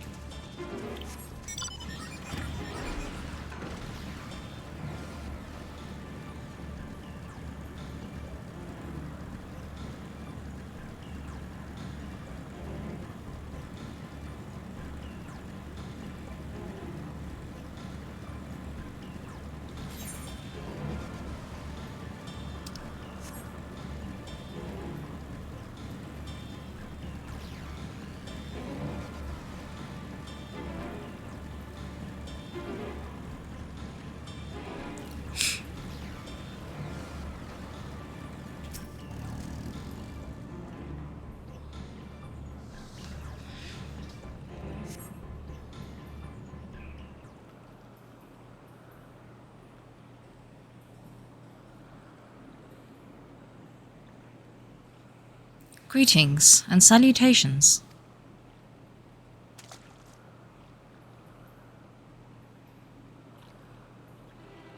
Commencing report.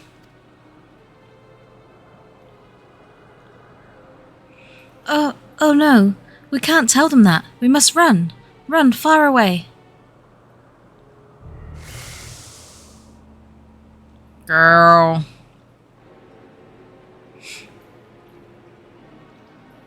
Please, don't follow me.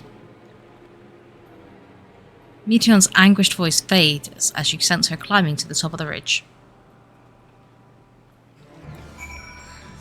I preferred Chocobo hot and cold in Final Fantasy IX, thanks. Get up the slope.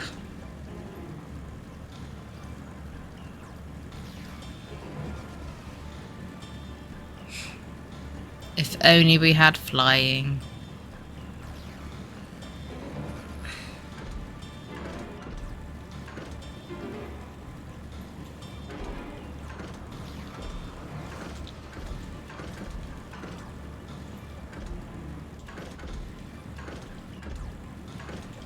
This is all very rude.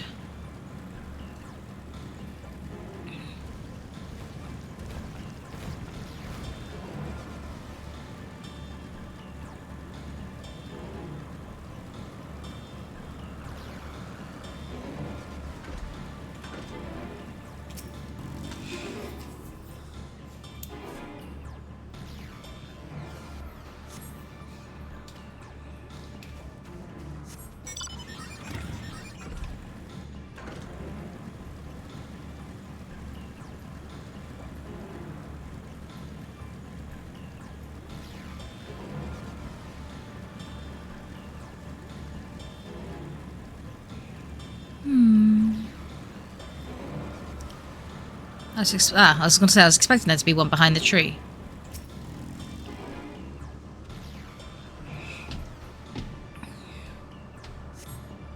How?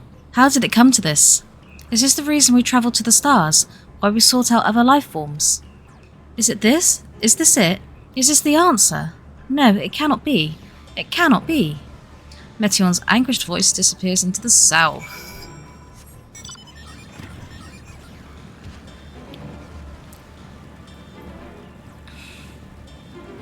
Like, if Metion went out there and all she found was Genova or something, then that sucks.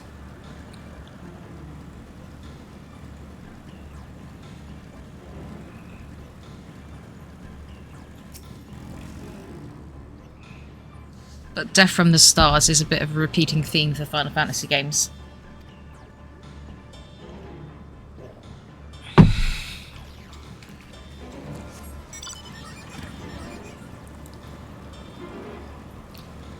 Genova / Necros.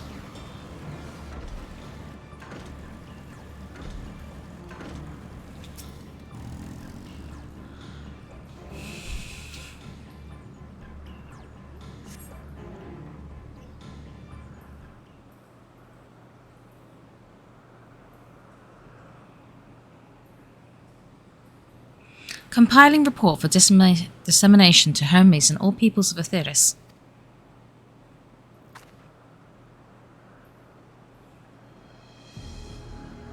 Processing expedition data. Preparing profiles on intelligent civilizations. Formulating answers to the question. Finalizing report. No, Selenity, you mustn't listen. Girl!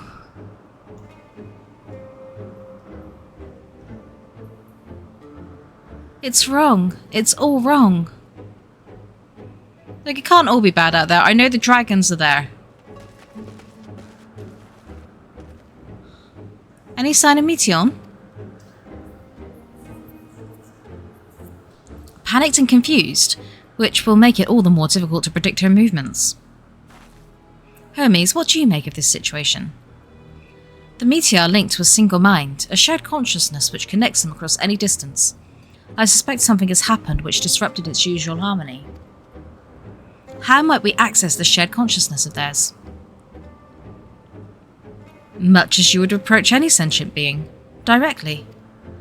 In the meteor's case, it means speaking to any incarnation within physical reach. So unless we can track down the Metion we just lost, we have no means to communicate with them. No way of knowing what befell her sisters. No way to provide directions or guidance. Then we had best set our musings aside and concentrate on how we might find her.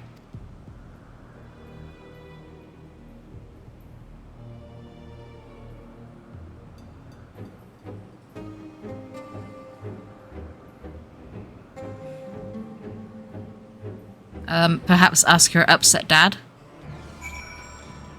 What do you have to say for yourself? A frantic search will avail us little. We must be clever about this. It is a shame there's no registered concept we can use to create another Metion. Assuming, of course, we could link her to the shared mind. But no, if it were a viable solution, Hermes would surely have suggested it. In the final days, Aether is twisted by the invasion of dynamists from beyond the star. Its progress intensified by feelings of fear and despair and anguish. Nay, I like not the picture which emerges with these latest pieces. What, you mean that the depressed bird girl broke the universe? Oh, my dear Metion, what did you witness out there that frightened you so? Why must you seek to keep it from us? How terrible could it possibly be?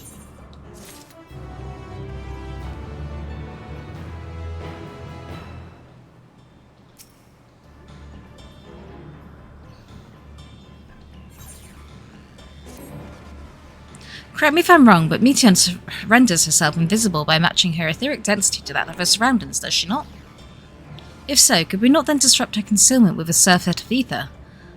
Much how Emmett Selk solidified your presence when first we met you. Don't be absurd, I can hardly channel ether to a recipient whose whereabouts are hidden from me. Which is why we must all work together. Selenity will continue the search in the same manner as before, but this time with you in tow. Once she ascertains Meteon's likely location, you proceed to reveal our wayward familiar with a swift ethereal downpour. Very clever, and frankly, she has made herself easier to capture by fleeing towards Leith. Assuming she is made visible, it should prove no great feat to herd her into a corner. Then we have our plan. Serenity and Emmett Silk will be our tracker and trapper, respectively, while we others predict and obstruct Meteon's avenues of escape. Emmett Silk will keep an eye on each other's ether to help coordinate our efforts. Let us be about it. Do I have to work with Gramps? Well, it seems we are partners for the time being. Let us return to where we last saw Meteon and pick up the trail from there. I will keep myself in a state of preparedness, ready to rain down ether at a moment's notice, meaning it falls to you to keep the way clear. Yeah. Where are we going? This way.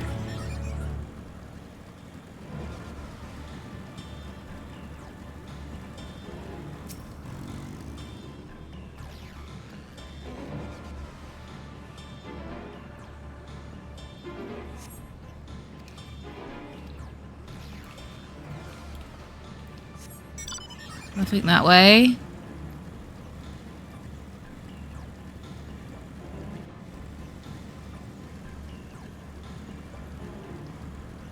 Yep. Aha.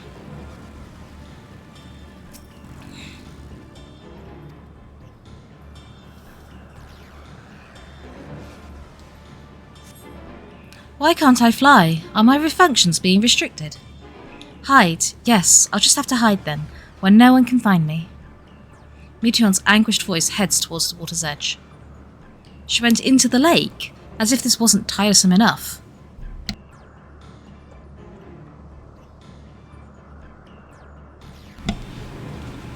Well, at least that open expanse should make her easier to find. We won't lose her this time. You think if she's flying in the water that she might like leave some tracks as well. We should be able to reach the bottom of this drop by climbing down the rocks at the water's edge. Do not even think of dragging me over the falls. Final days or no, if I end up drenched from head to toe, I swear I will feed you to a remora. No, jumping. I hope you get wet.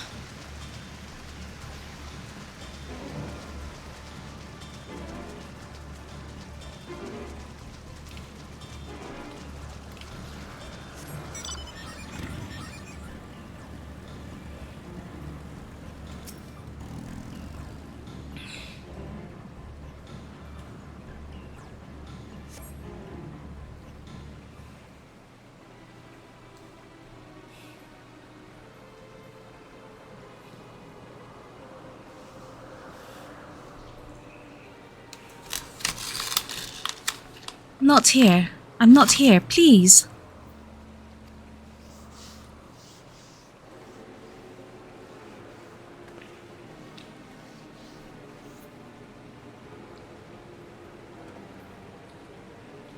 By that rock, is she? Very well.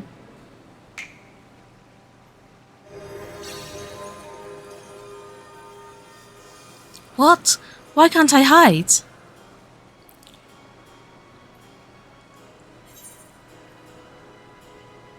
There's no need to run, Meteon. We will hear your report, good or bad.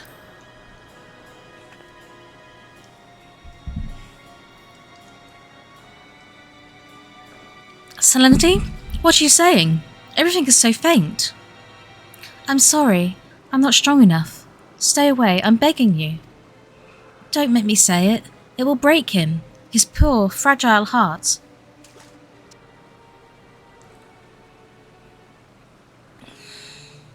Now we have a chance. Once the others are in position, the two of us can herd her into their midst.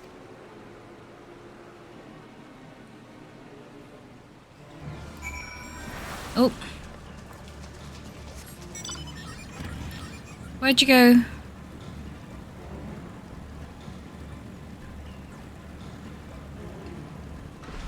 Oh, there's a fight going on.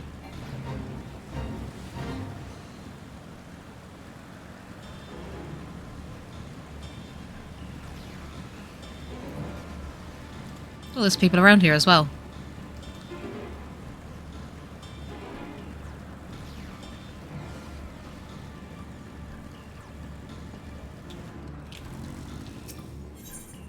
Discuss news. Is this news not in use? It seems to have been left to the mercy of elements.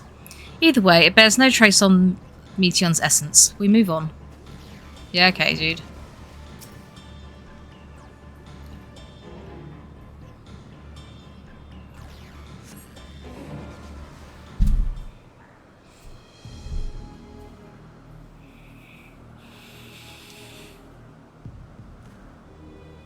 There, I see her.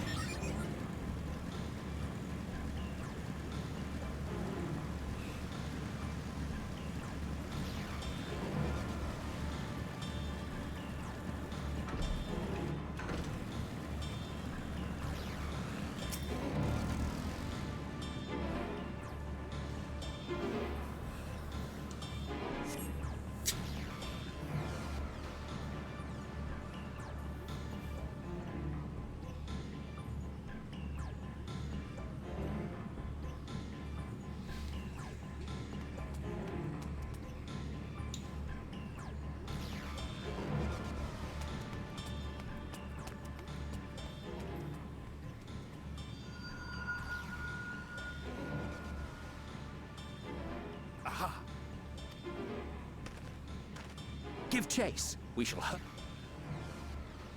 Oops, didn't mean to do that.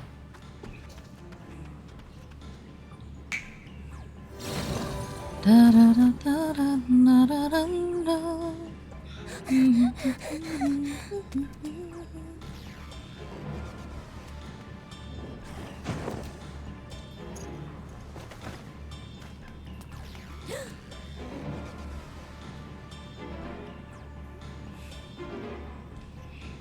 That looks like Ixion.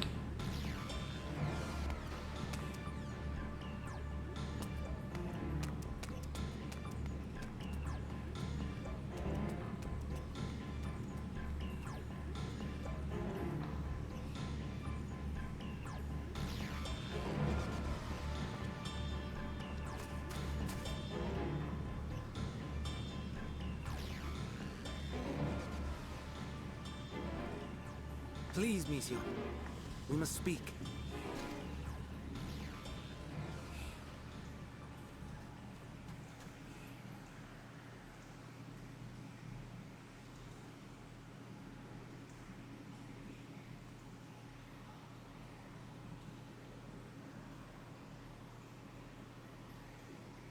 I'm sorry, Hermes. I'm so sorry. If someone can hear these words, then please... please protect them. Protect them all.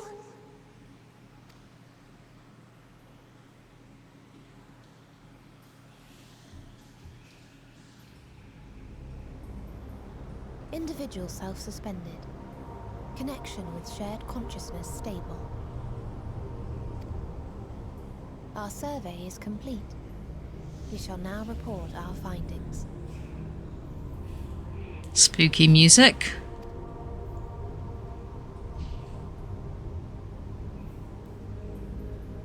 All units safely arrived at their respective destinations. Seeking answers to Hermes' question, we attempted to make contact with the intelligent denizens of each star. Results are as follows, in order of numerical code.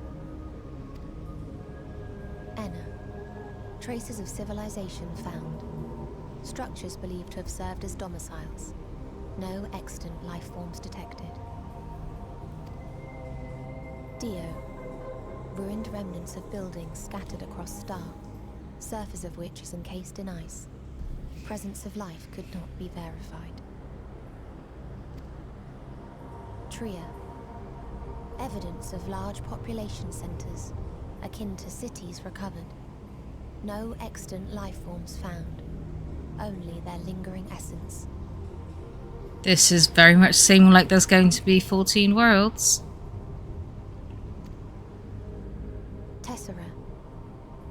edifices surmised to be abandoned residences found. No extant life forms detected. Deadly plague or extreme environmental degradation likely to have led to mass extinction. Sounds like home. They are all dead. Octo. Star found in state of violent conflict. Contact successfully made with inhabitants, but deployment of weapons of mass destruction resulted in total annihilation of local population shortly thereafter. So he's gonna go off the deep end because of everyone being dead. And violence and Inea. war, etc. Star is a barren desert. No identifiable flora found. Bones of living beings resembling men discovered beneath sands, but determination regarding their intelligence inconclusive. What about the dragons? Remind me, Hermes, what exactly was the question you entrusted to Meteon? I tasked her with asking what others live for. What gives their lives meaning. 42. Did you consider what may happen if the premise of the question is flawed? To be able to answer it, one must be living and desire to continue doing so. But if Meteon finds no living beings in the course of her journey, or none who desire to live, what then? What answers would she derive from their silence?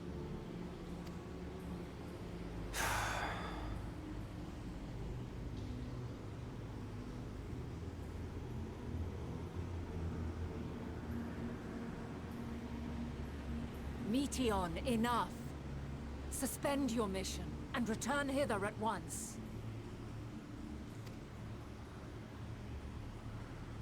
Decapente.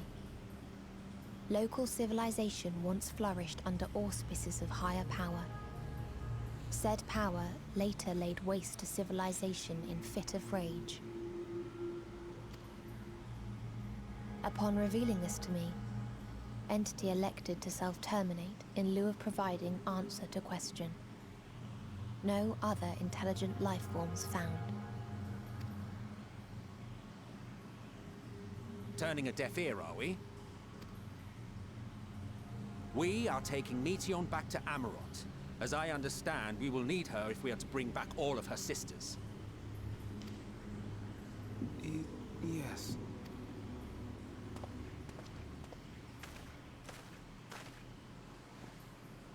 Meteon.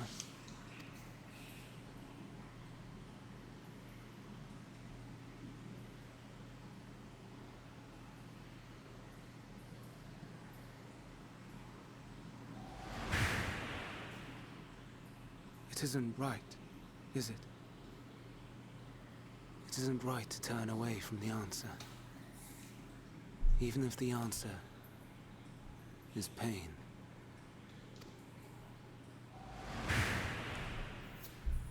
Even if we aberrations must scream ourselves hoarse to be heard.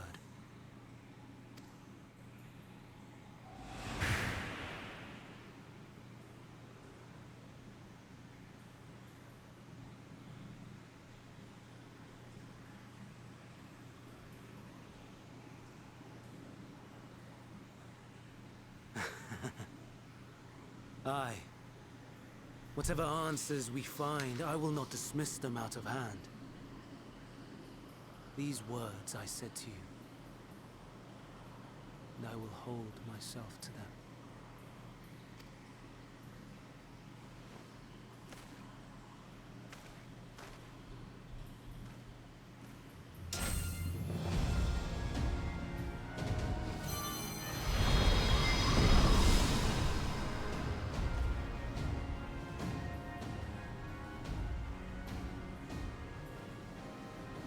What is the meaning of this?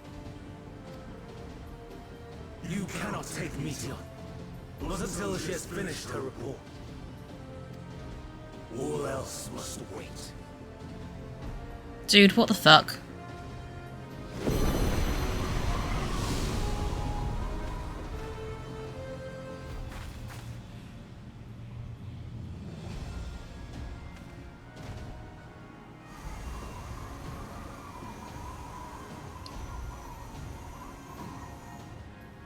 You fool!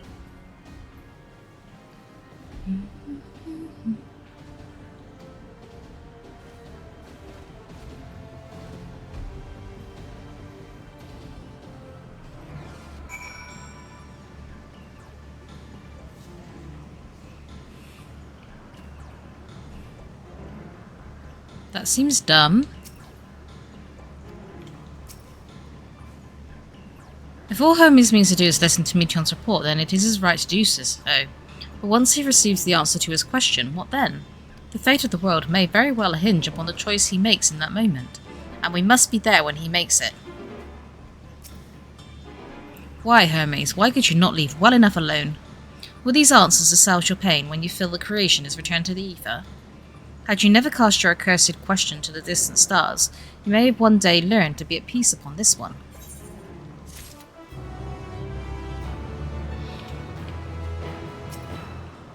I mean, I'm not against his dislike of the whole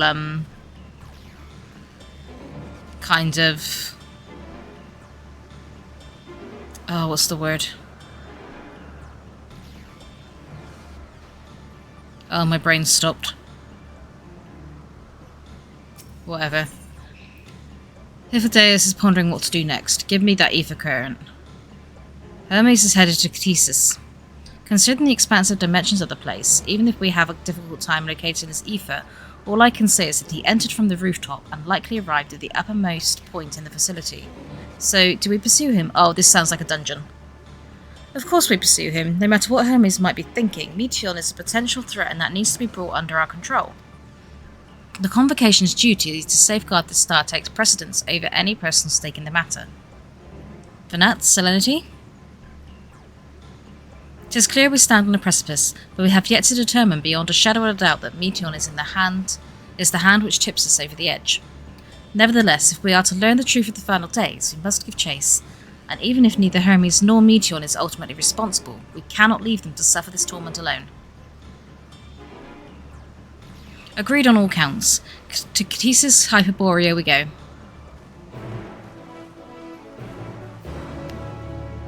This sounds like a dungeon. So, if that is not a new area and is indeed a dungeon, does that mean that there is...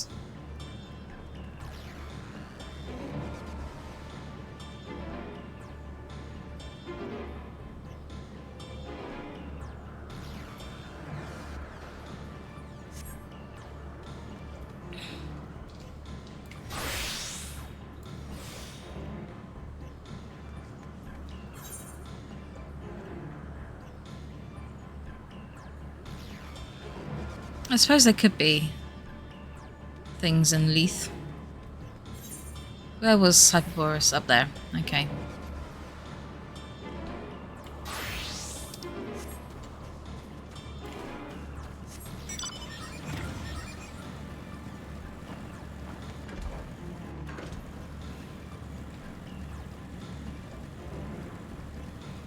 Oh, so I'll get flying hopefully, and then I can go straight and get that current. Right, now the question is, do I hop into this dungeon right now, or do I wait? Because I think I'm about to have dinner. Plus I want to check on my kitten.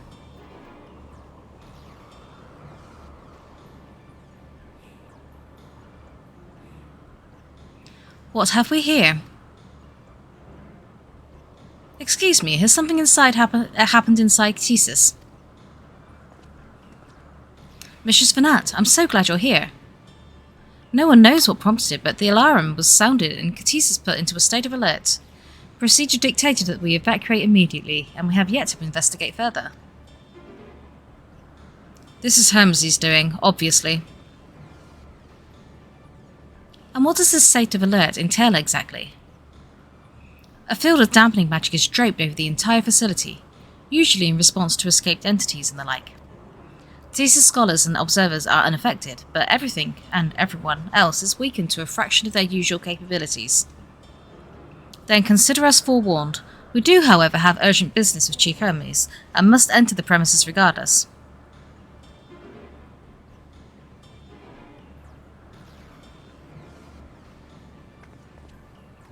That said, if Hermes is willing to enact such measures, I wonder what other obstacles he has seen fit to drop in our path.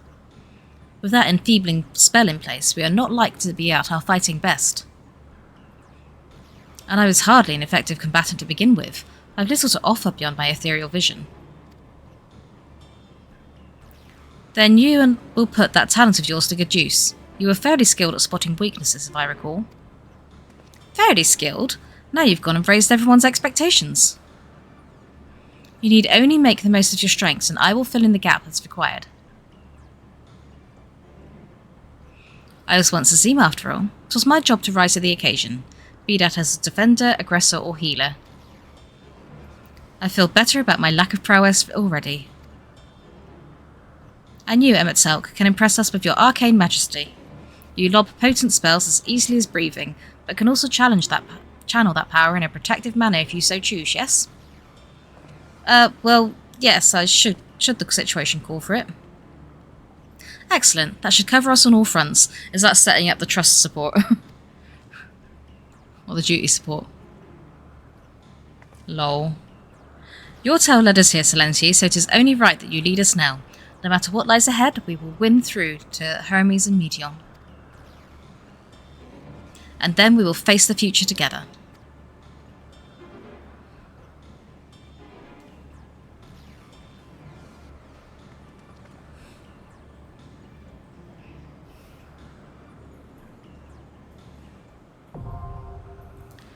Catesis Hyperborea now accessible.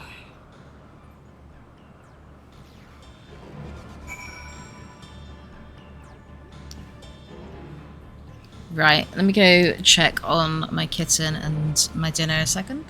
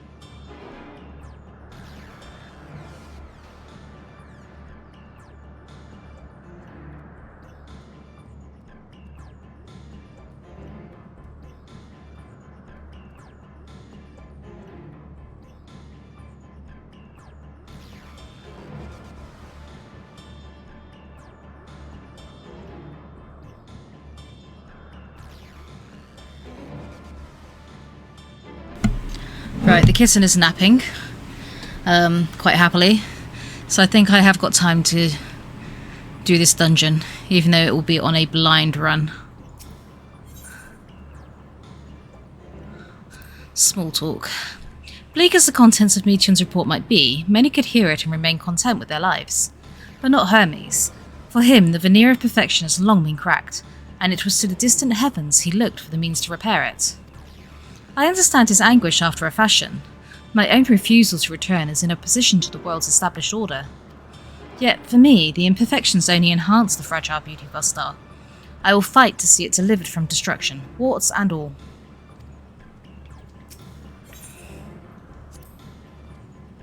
I said that Hermes was likely perched somewhere at the highest point of the facility, but reaching him would be no mean feat. To put it simply, Catesis Hyperborea contains a multitude of vast spaces linked together at the seams, meaning the interior is far more massive than even this grand structure might otherwise suggest. But even a colossal facility filled top to bottom with savage creations will not stop you. Not with Vanat and Emmett Selk at your side, and I'll be there too, of course, cheering you on. From the moment we met you, our visit has devolved into a never-ending series of complications and irritations. In spite of this, I've gained one useful thing, an awareness of Dynamis. To think that a power with the potential to corrupt ether had largely escaped our notice. Whether or not I believe your tale, the facts underpinning your narrative will be the source of much debate. So understand that I act not for the sake of you or your fantastical quest. My duty demands that I apprehend Meteon. And now that means Hermes as well, and if that now means Hermes as well, then so be it. Yes. Right. I'm completely out of practice with actual on-level content, to be honest. So this will be interesting. Also, I'm doing it blind. So let's enter with party of NPCs. So Bard, he's going to be my tank. Right, one of you is going to be the tank, and one of you is going to be DPS. So you're the tank and you're the DPS. Okay. Can I not make you the tank? Let us be off.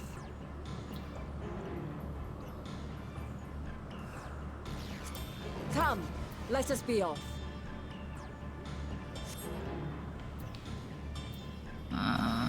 Okay. Commence. Let's go.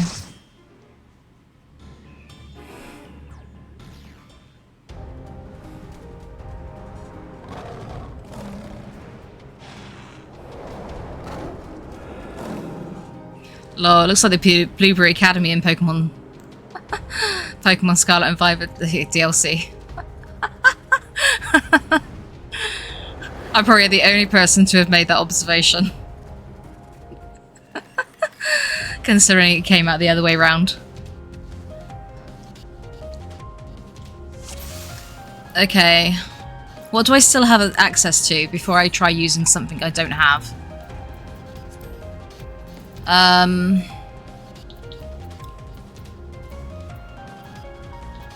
I have Medica 3. No, I don't. I'm at level 88. Okay, so I have Aquaville. I don't have Liturgy of the Bell.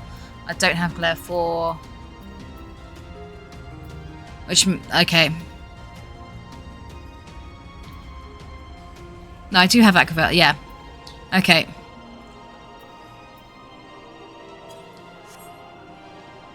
Let's go.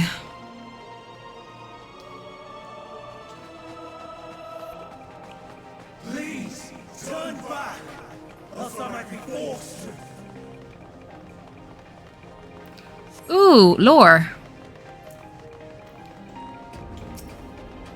Have you ever wondered whether your creation is a beneficial existence to the star? Wonder no more, for at Catesis Hyperborea, our mission is to determine the answer. From temperate plains to tropical forests, jungles, from smouldering volcanoes to frozen fields, we put creations to the proof in a wide range of meticulously created environments. Will your creation be able to survive in the wider world, or will it threaten the survival of other species? The answer to such questions and more, our highly trained staff will uncover. Is there lore that side as well?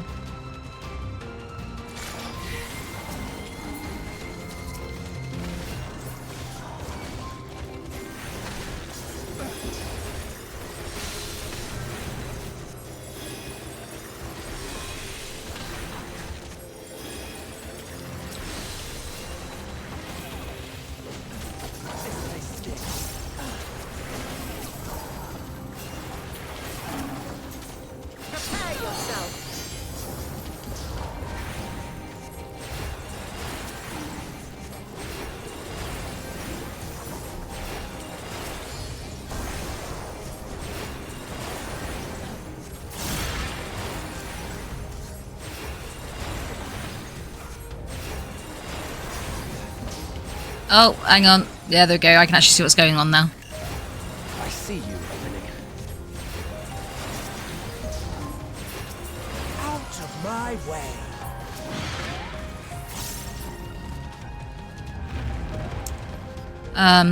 What's this? Okay, can't go that way. Was there lore up there? No. Okay, cool.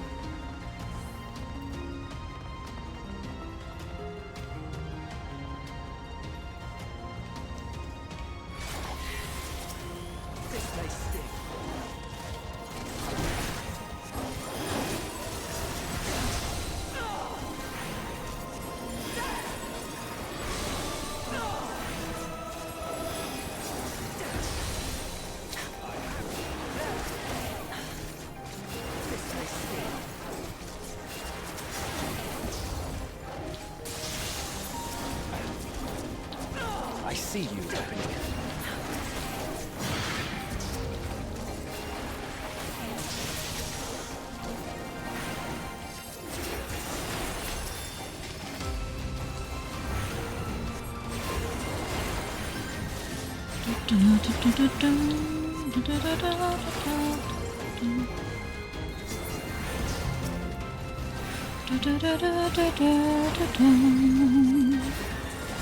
Okay, this is kind of a banging tune.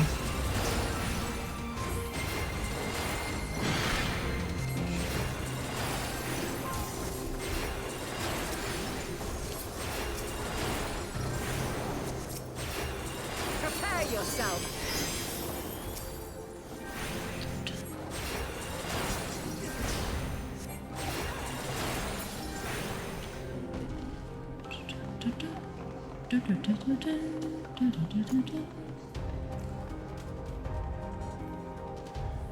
Drake friendo!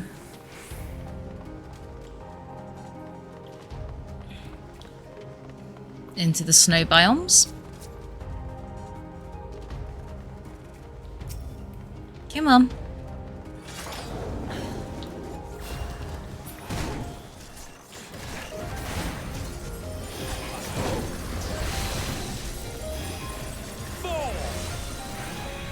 I thought he said balls then.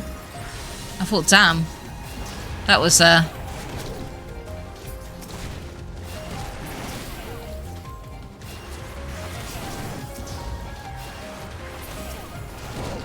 thought that was being a bit direct.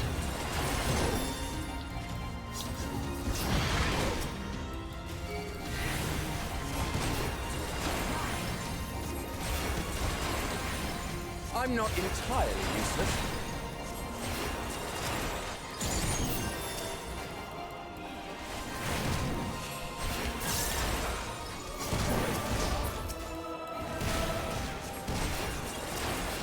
I see you opening.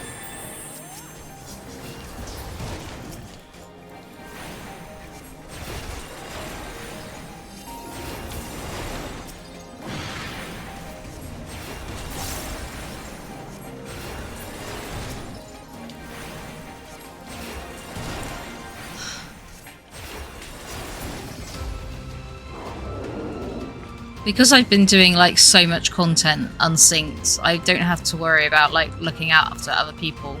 So Be gone. oh come on. Target.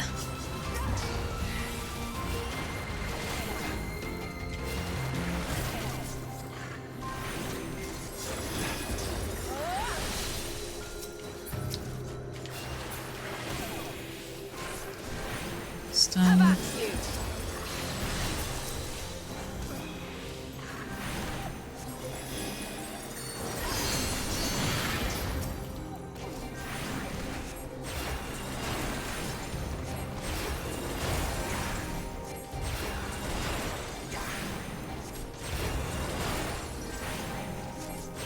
I don't know any of these people's animations, so I keep thinking I'm getting attacked. Which is annoying.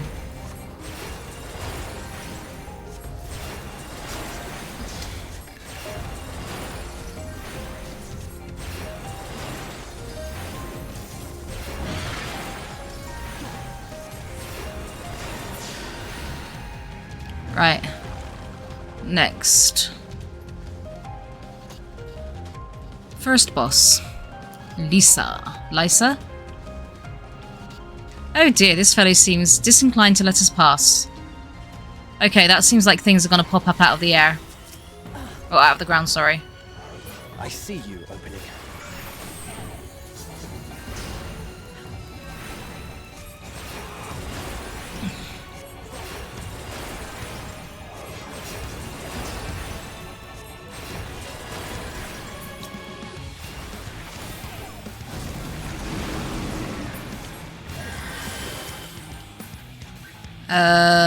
Trying to hide. He's gonna pop up from somewhere, I'm guessing.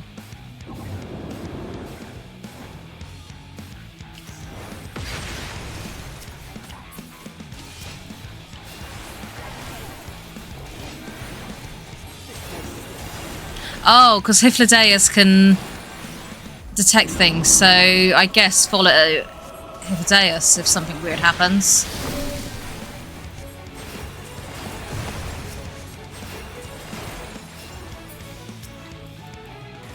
I see you opening.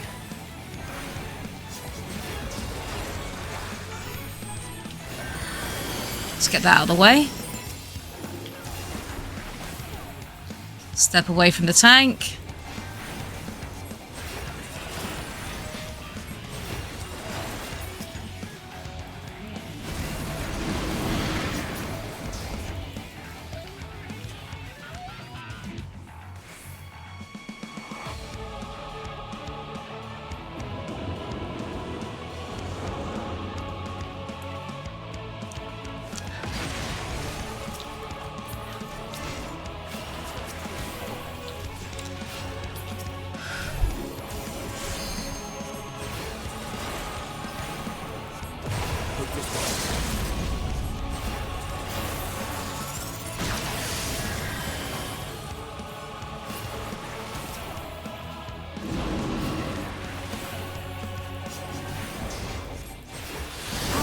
My way.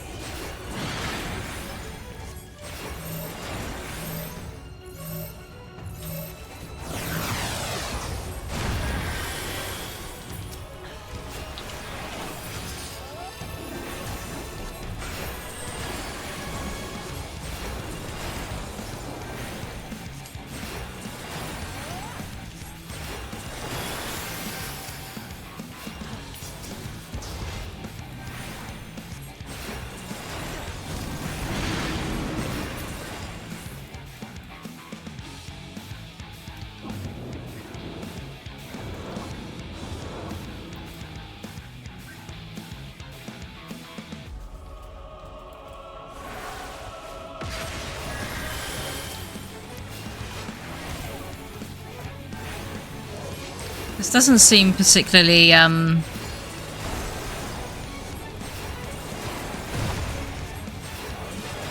difficult. Like, that was quite an easy boss. Even for me.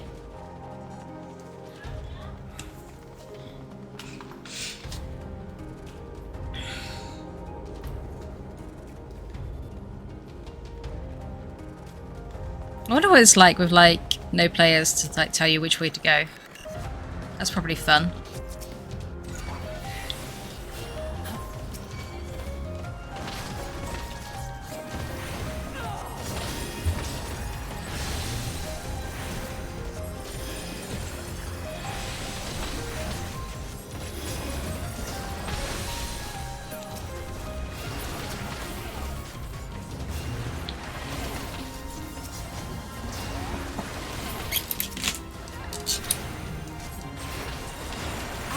My way.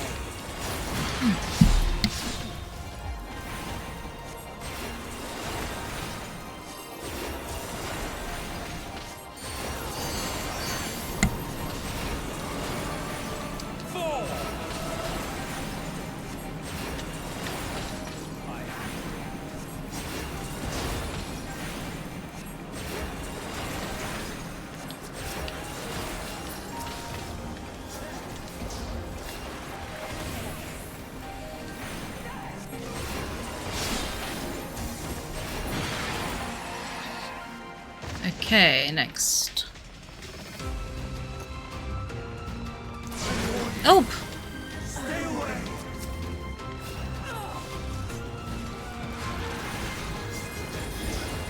Okay, I gotta give you your props, Emmett. You, did manage to pull the enemies away from me before they attacked me, so kudos.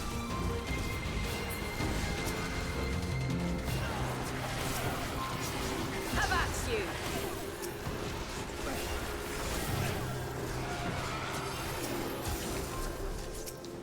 I'm not entirely useless.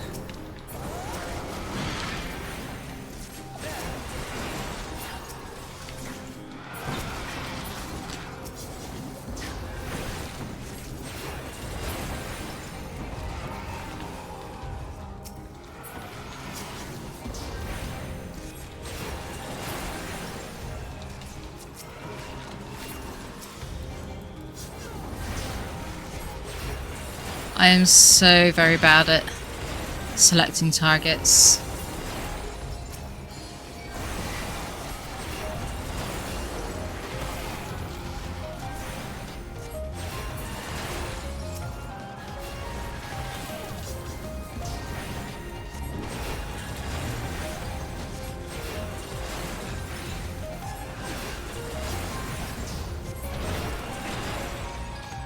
Yay! Let me look at the scenery. Cool.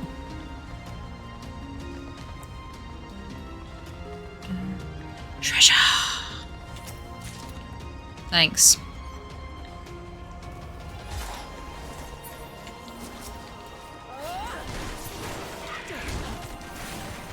Griffin?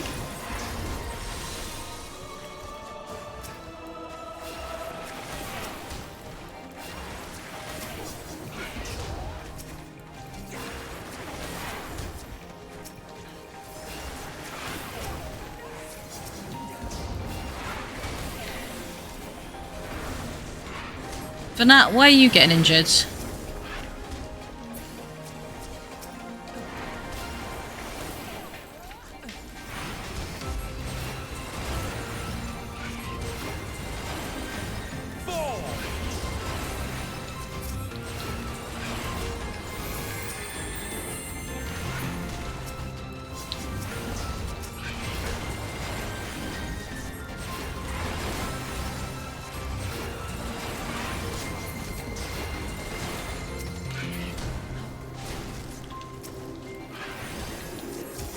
Out of my way.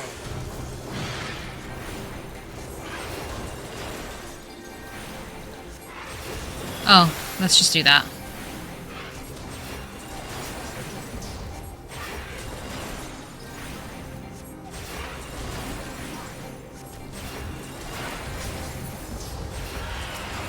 Can you withstand this? Okay. Ooh, observation journal. Lore. According to Mistress Lisa, her creation is based on a concept for a bipedal wolf, and indeed it is impressively manlike in its gait. It is also highly intelligent, as is evidenced by its ability to employ tools, while the gleam in its eye gives the impression that it comprehends our words. If this proves to be the case, it would be a shame that its throat isn't designed for speech. I must make mention of this in the next report. Is that how the, wolfmen came to be?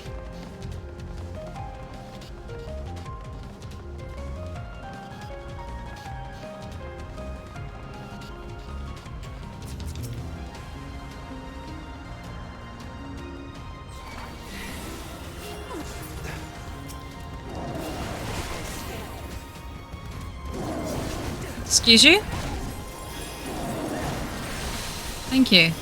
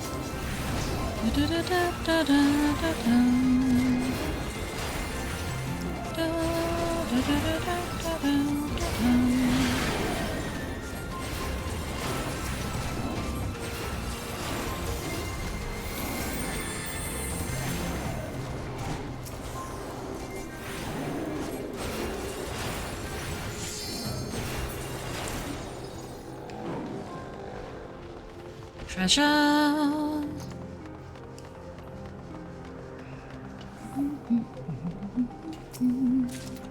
Could use Choker of Slaying. Okay.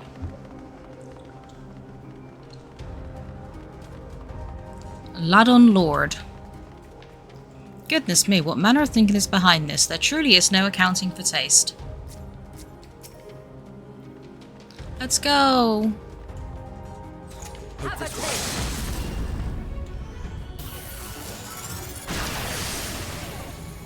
I see you opening.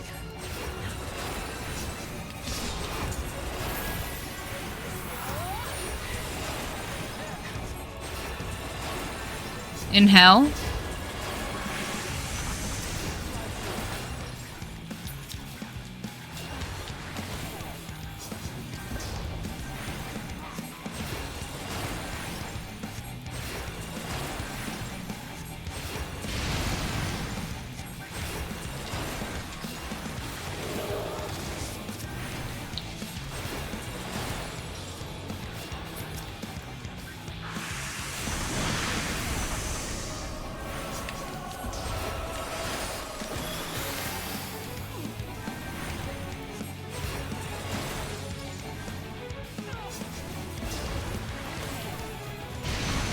Oh.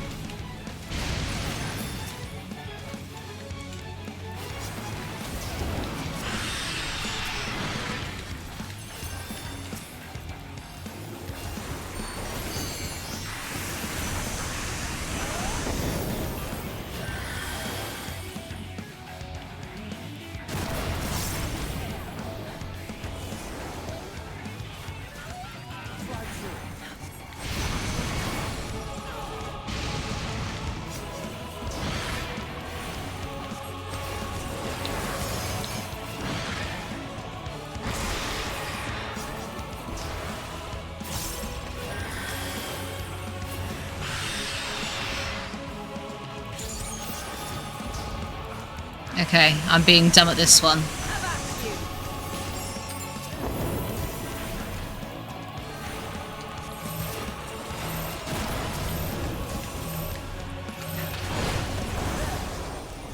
Just about got there in time. Completely didn't Out of my way. watch what he was doing.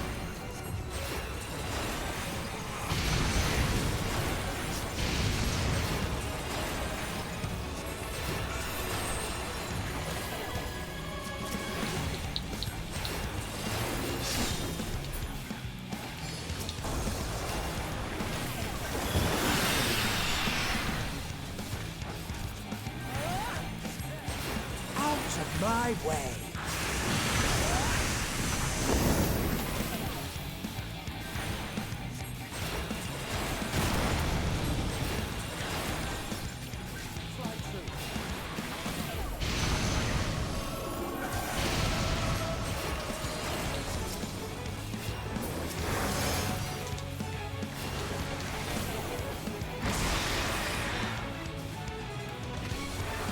I see you opening. Dun, dun, dun, dun, dun. Oh dear, that means I'm like level 99. Oops. Right, that was not as good as the first boss by sure. But whatever. I'm alive.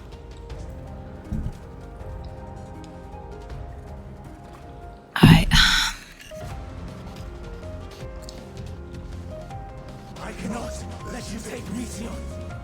Not yet.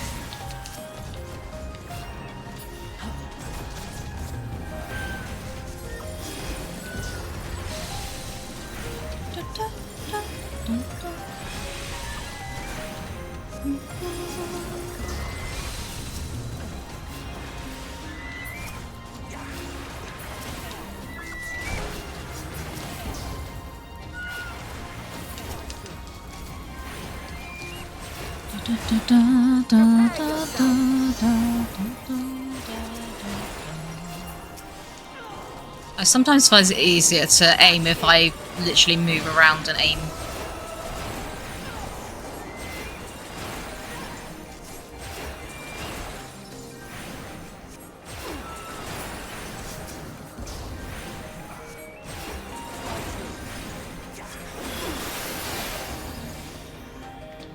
Oh, okay. Woo! That's kind of cool. Come on. Oh, I didn't mean to push that button, oh well.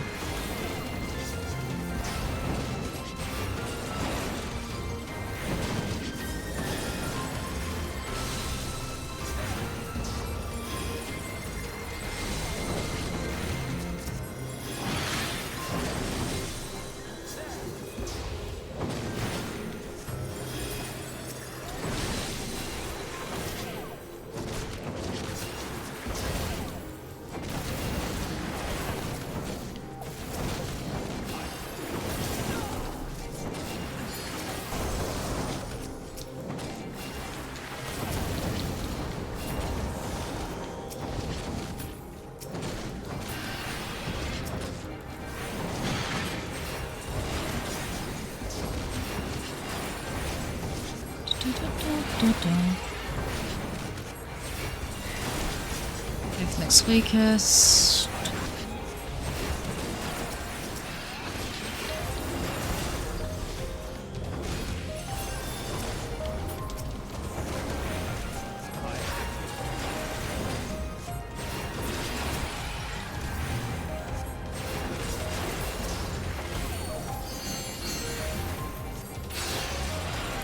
Right. Oh, treasure. Literally don't need that, but whatever.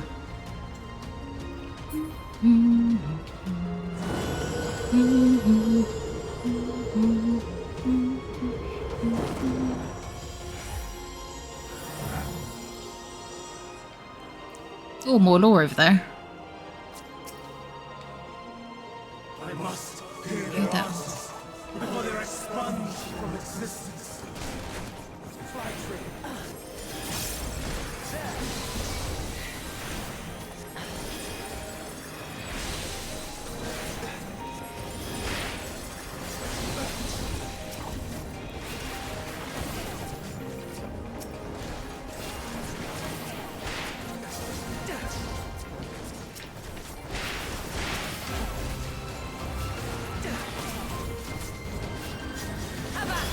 Out of my way!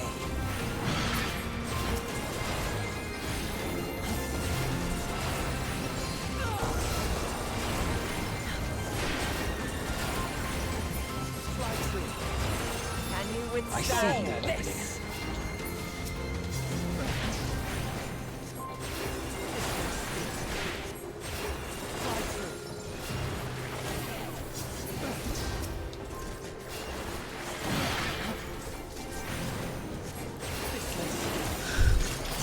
Oh!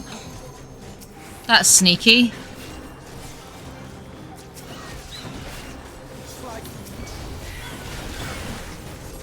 I was going for the lore.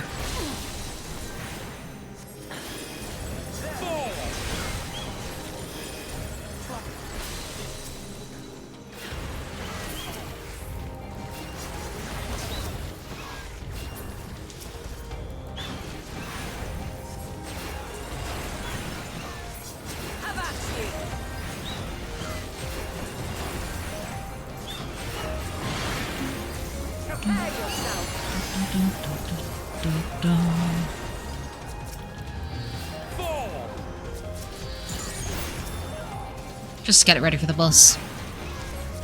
Oh, I need one. I see you opening. Too busy paying attention to the tank and not to myself.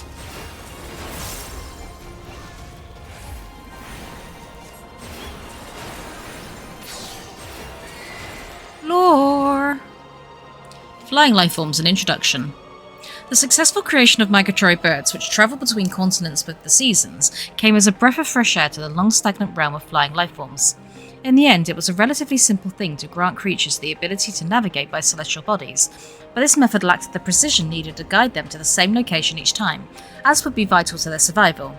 The breakthrough came in the form of magnetic fields, the use of which was discovered by the incumbent Van Daniel during his tenure as Chief Overseer of Elpis. A truly inspired idea that has brought lasting benefits to the star. Sweet. Treasure!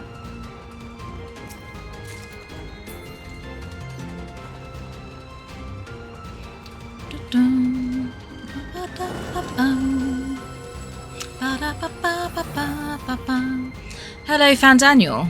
Mapping the realm. Yay. Winged Defiance, Hermes.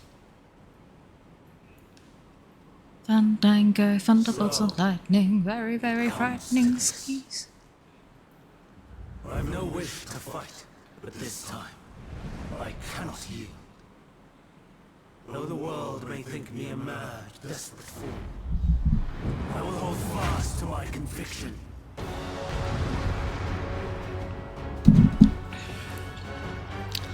I'm not entirely certain they've done a great job in explaining his motives, but whatever. I will have the time and tranquility I require.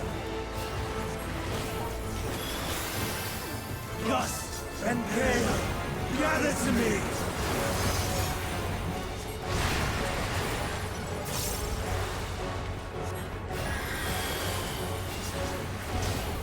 Ancient brand, unleash your power!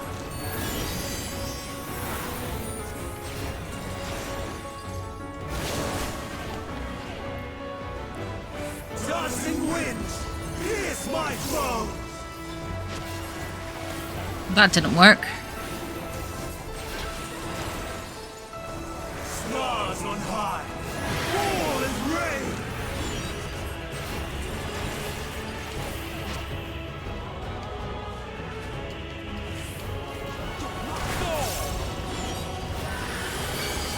Oh, this is gonna be a hide behind the rocks.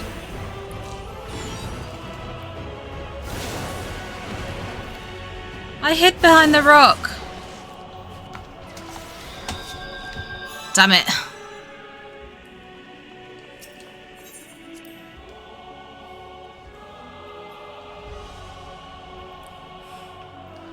I definitely hid behind the rock, so maybe that's not the... I will have the time and tranquility I require. Gust and gale, gather to me!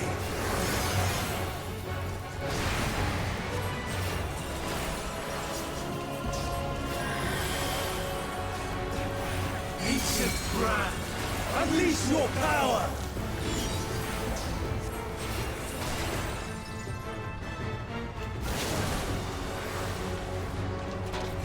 Dancing winds, pierce my foe!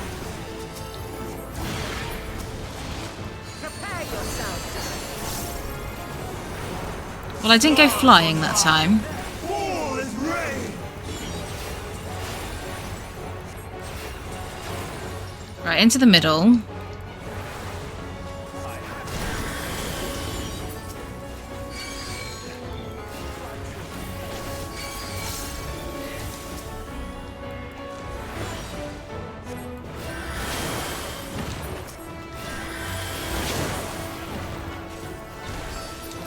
Ah, you gotta watch the doors. Okay, that makes more sense.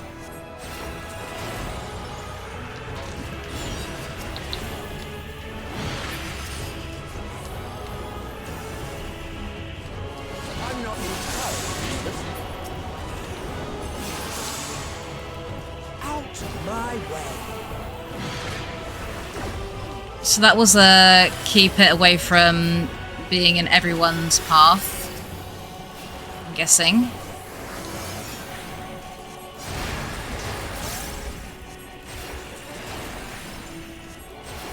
Can you withstand this? Streams of ether, surge as one!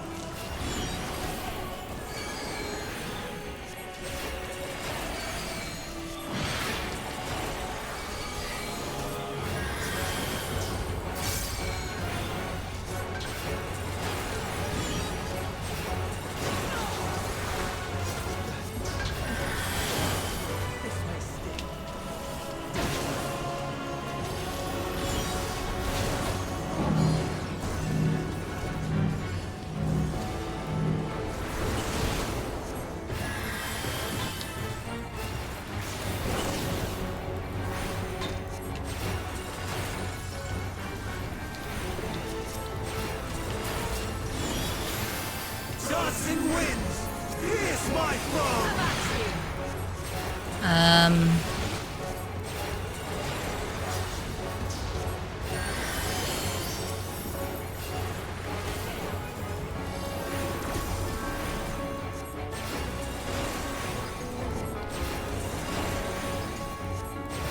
Out of my way!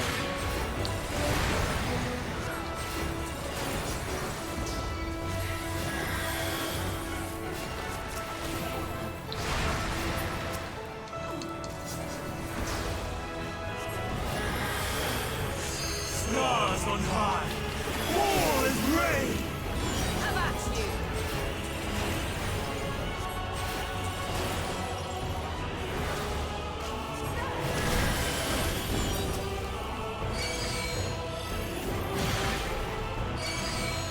When? This shall more than suffice.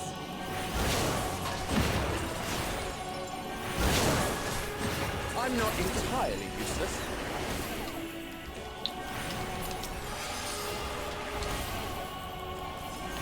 When? This shall more than suffice. Even when it transformed. But I am not finished yet. I see you, Doctor.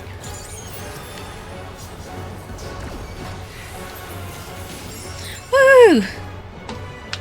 Ah, okay. Once I got the rock thing and realised where it was coming from, I was okay. My power.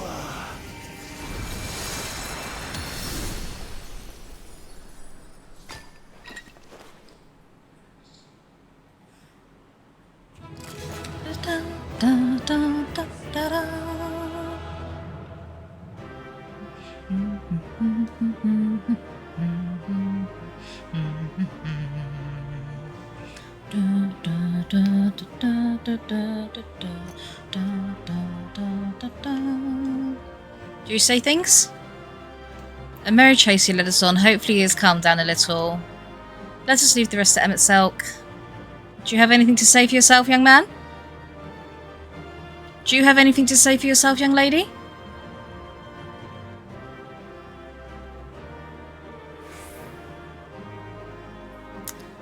Okay. Treasure. Wow, thanks.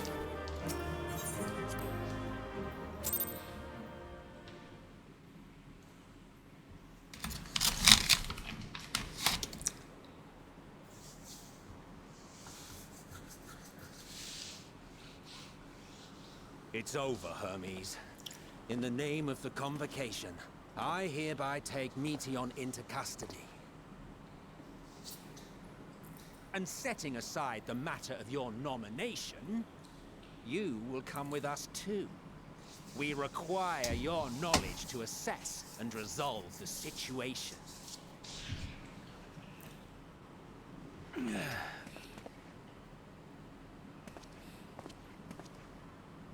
Meteon. I am so sorry. With that I could have listened to your report in full. Reflected upon its meaning. Conveyed it to others. That they might reconsider their chosen course. But I have failed. And that wish will never be realized. However, ere our fates become the province of others, I bid you tell me, just one thing. Was there happiness in those distant stars? Was there a reason for living? Living is itself the reason for living, you moron.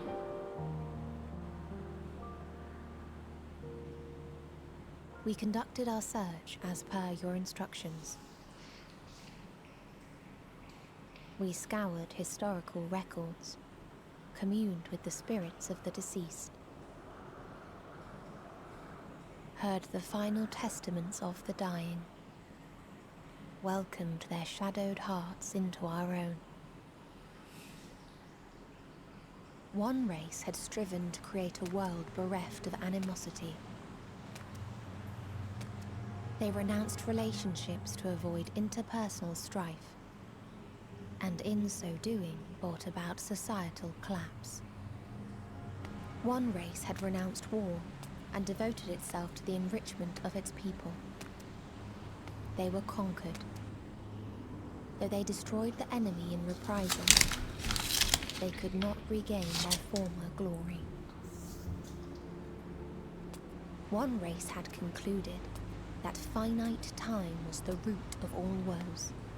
Aspiring to shatter its shackles, they went in search of infinity. They discovered nothing is infinite, and that neither time or death can be cheated. Disillusioned, they gave up on the future and themselves. One race had discarded all things that gave rise to sorrow, hoping to have only joy. How are you supposed to know joy if you don't know sadness? Savor in the absence of There we go. and lost their will to live. Though worlds apart, these peoples shared a belief. The belief that they had tried their best. That they had tried to fulfill their potential with every step and success. In the course of which, they learned the truth. That they would never be free of fear and sorrow, anger and despair, of loneliness, so long as they yet lived. Even now their souls cry out for oblivion. And to this song of anguish, I lend my voice. We lend our voice. Oh, beloved mankind, shimmering jewels of beautiful Atheris, rejoice, for we will free you from the cruel yoke of existence. There is no need to struggle in vain, for in nihility awaits salvation.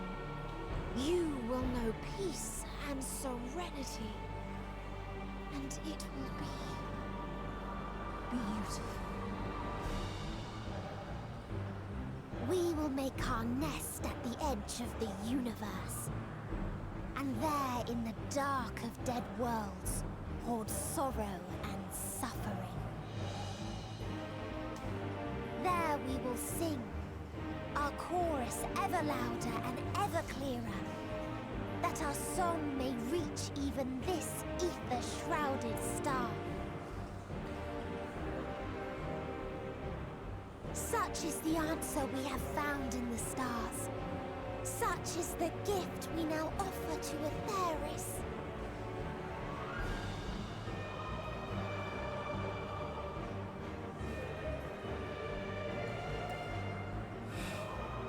When your existential crisis creates a depression so strong you destroy the universe. Fate to decree we live or die.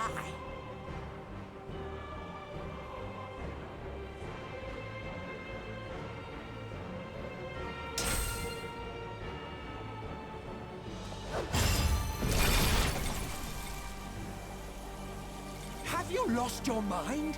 You heard what she said. She means to destroy us all, yet you'd still take her side? In the name of the Star, we have discarded those creations that we deemed flawed.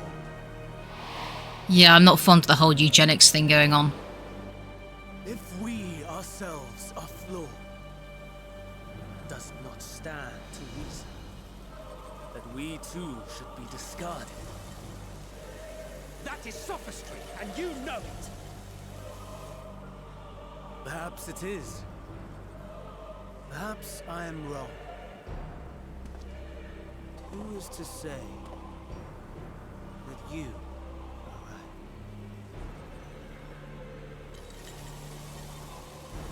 Let us settle this with a determination. In my authority as Chief Overseer of Elpis, I will make a judgment on man's fitness to exist. If he can learn to value all life and retain his will to live, even should his end be justified, he will surely find a way to revert his demise. If not, he will perish in the star. As with all determinations, provisions must be made to ensure fairness. Kairos! Awaken! Who made you Judge, Judy, and Executioner? Memory reconfiguration system Kairos activated. Awaiting instruction. Command. Universal memory alteration. Target area. Catesis Hyperborea. Starting point. Arrival of Emmett Selk of the Convocation at Propylion. Endpoint. The present.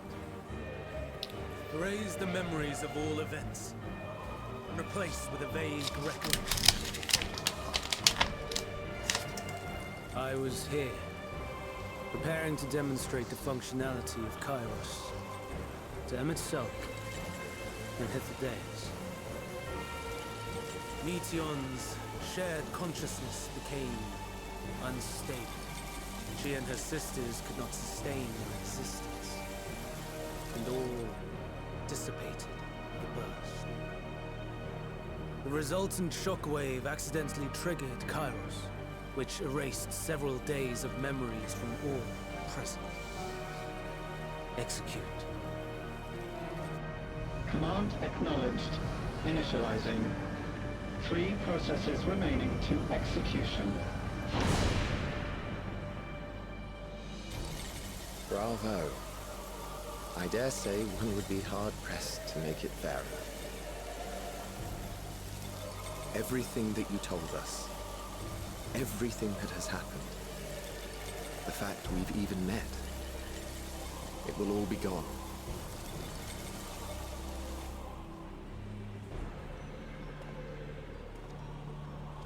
Go, Meteor. To the edge of the universe, where none can reach you. Hermes, won't you come with me? If you were to shed your flesh, I should be able to carry you.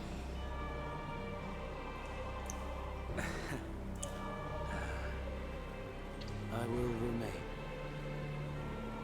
As a man, I will oppose the oblivion you bring. Silly fool. Had you said yes, I would have granted you the gentlest end.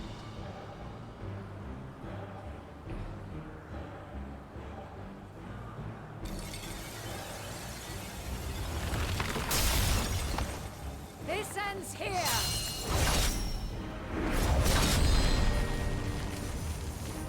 Fly, Meteor!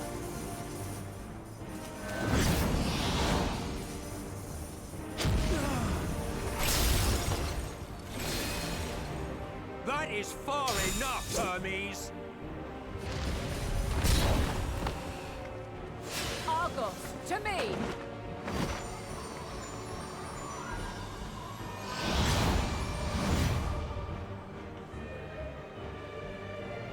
First process complete. 2 remaining to execution of memory reconfiguration. As if we needed more pressure. No matter what, you cannot forget what happened today. For it is the key to saving your future. Your world. This fight is our fight. What comes after, our problem to contend with, not yours. No. Your own struggle awaits, and no one else can take your place. You must flee this place with your memories intact, and I will see that you do. Now then, where is it? There you are, my little confluence.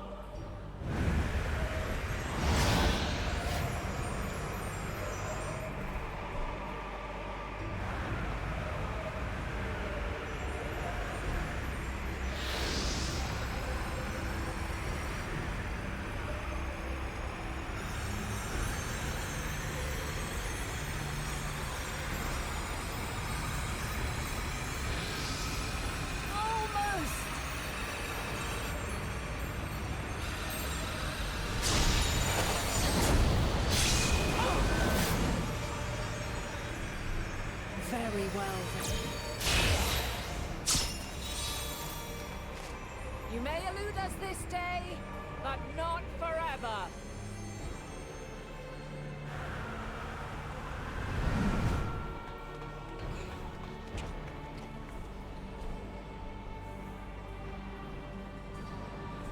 Meteon's gotten away.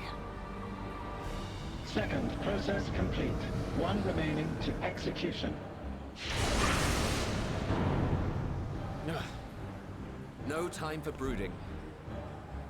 Listen well. Beyond lies a spatial confluence that connects the interior sections of this building. I will destroy the confluence and force open a way outside. When I do, you must jump through.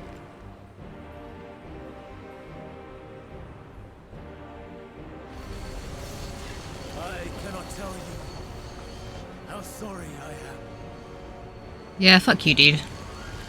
Neither can I let you escape. Don't you dare, not Hithy.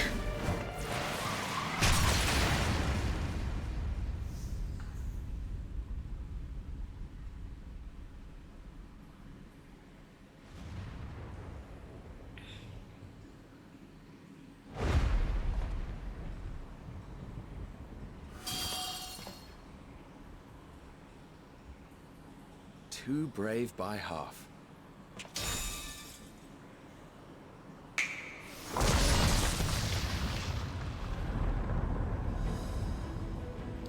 Exemplary work, as always, Emmett Selk. What? But how? I thought the confluence was over. Over there?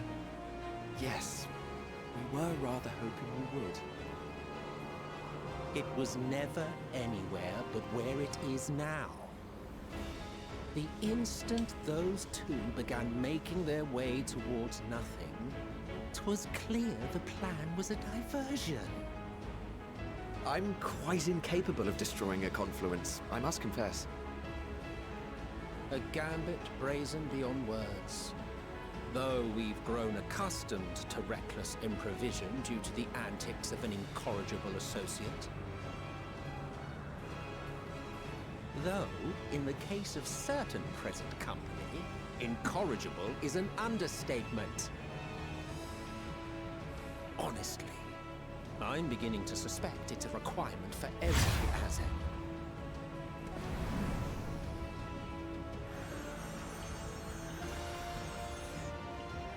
There's no time! Quickly! Even now, I do not believe your tale. I would not suffer us to walk such a wretched path. Still, if it must be said, do not squander it, the legacy I leave you.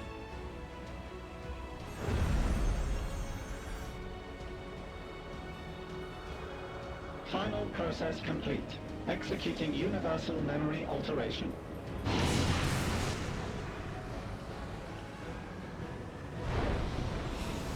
Go, Argos!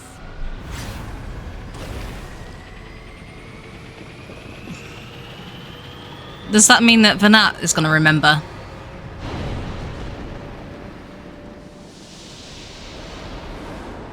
Because that seems dumb.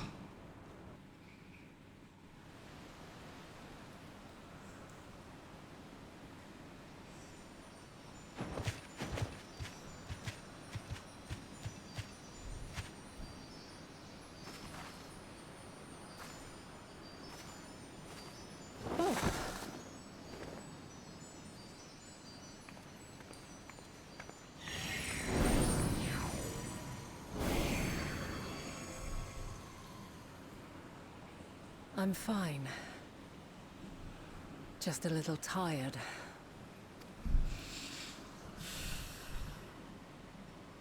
Can it be true? Are we the only ones left who see beauty in the world? In life? There's literally an entire race of dragons that are trying to flee their home or to stay alive, and they're going to end up on this on the the new star. So Are the stars above no more than husks of fallen civilizations? nope, dragons.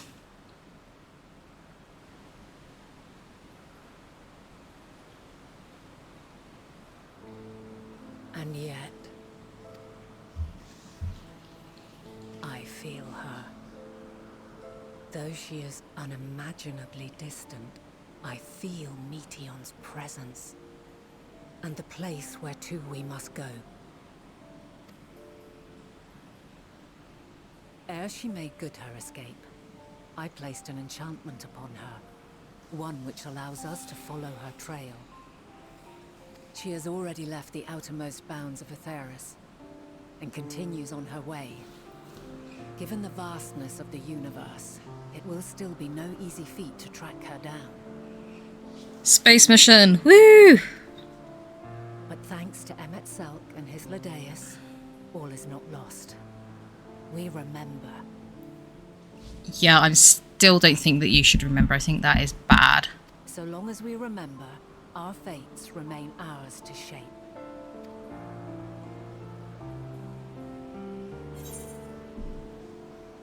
What became of the others, I wonder? So what now? So what now? We know what happened to the others. They lost their memory. What indeed? Let us begin by ascertaining the situation at Catesis Hyperborea, where the others should still be.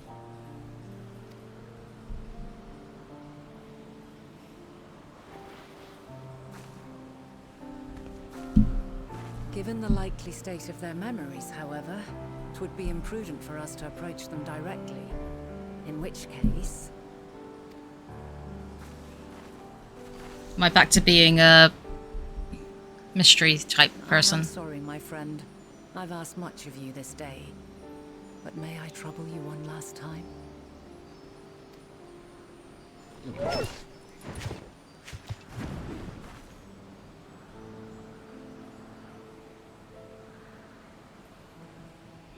Argos will investigate in our stead.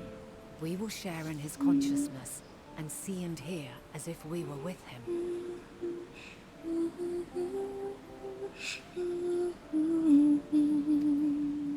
Now, close your eyes and open your mind.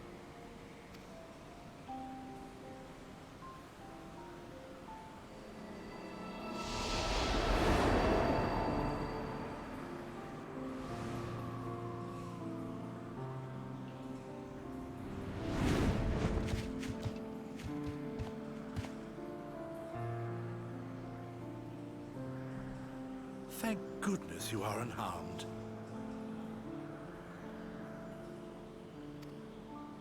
Unharmed? There is a gaping hole in my memories. I can scarcely remember arriving here in Elpis. Forgive me. I was preparing to demonstrate the functionality of Kairos to our guests. But Meteion, her shared consciousness became unstable. And she...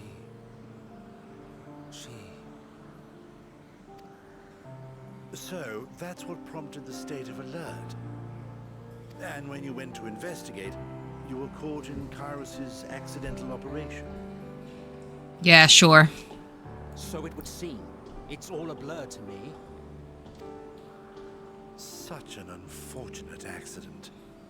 Oh, and what of Venar and your other companion? You went inside together, as I recall.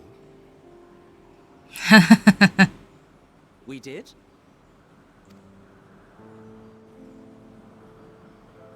If Venar was with us, I have no recollection of it. But that there is her familiar, is it not? The fellow seems happy enough, so I think it's safe to assume his mistress is well.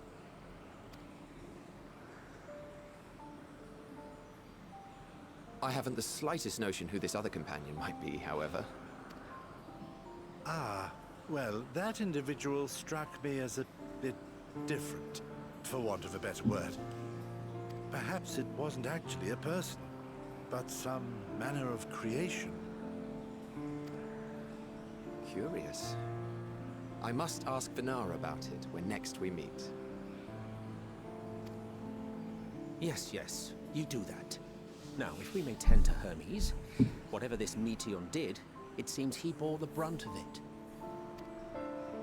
Once you are fit to travel, you will return with us to Amarot. We need to make certain there are no other ill effects.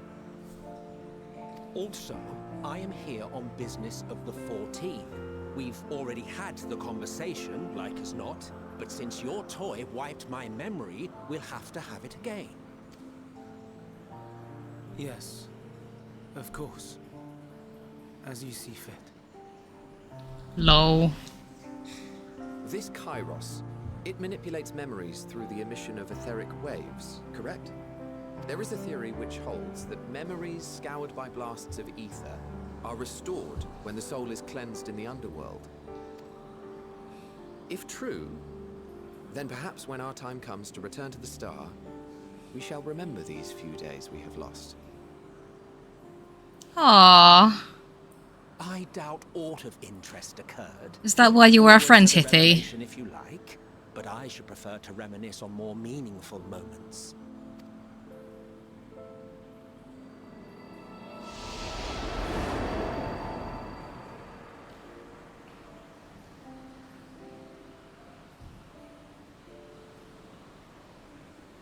Let us rest, if only for a while. That does recontextualize some things. After all, you and I... Oh, we still have a long, long way to go. Girl, I really don't think you should remember.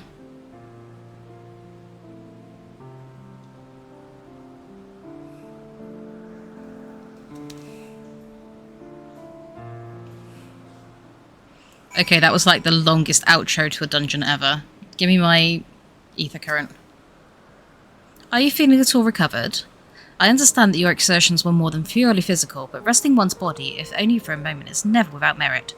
As for Hermes, I think it unlikely he will create any more entelecchies. He poured much of himself into Meteon, and now that she and her sisters are gone, dissipated in his mind, the grief must be unbearable. He will blame himself. He will believe that, had he never acknowledged his dissatisfaction with the world, then the meteor would never have been born to suffer and die.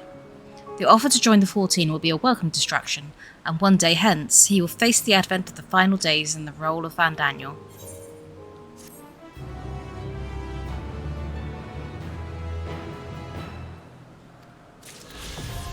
Yay! I can now fly!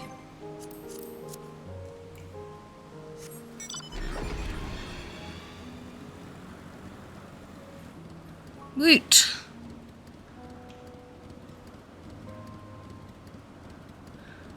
Excellent. I hope that makes it a lot easier to actually travel around now. Does that mean I can go to that great big shadowy place?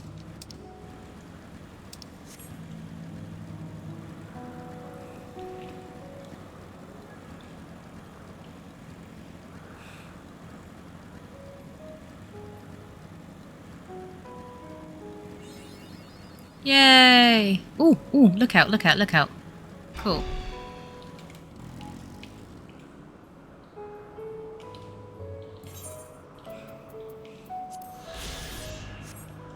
The Chthonic horns.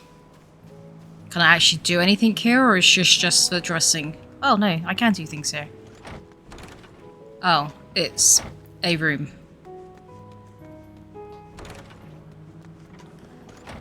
Just for dressing then. Anything else here?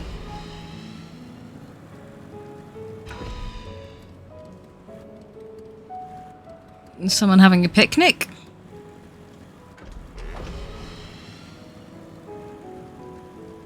Okay, so I need Thesis Hyperborea, because there was a lookout there. Hello, what are you? Bird of Elpis.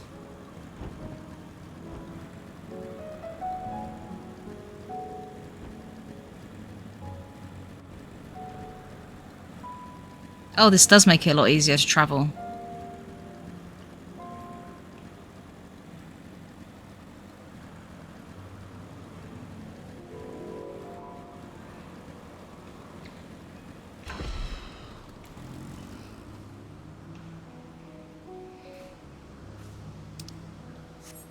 Thou must live, die, and know.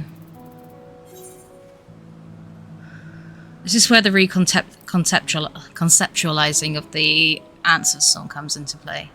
Is it like Meteon's song now?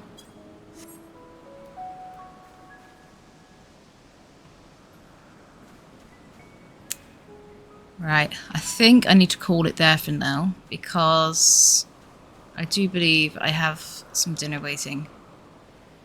I might come back later and carry on with the... Although I suspect we've not got long left in... No, I'm going to get some food. I might come back later. So for now, I'm going to call it. And then check on my kitten. Oh, by the way, my kitten's name is Vanille. As in from Final Fantasy 13. I did want to name a cat Lightning, but I saw a picture of her and she just looked like a Vanille, so she's now Vanille. So yeah, I may actually come back later and do some more of this. But for now, I'm going to call it here and leave this as an extreme. Okay, thank you. Bye-bye.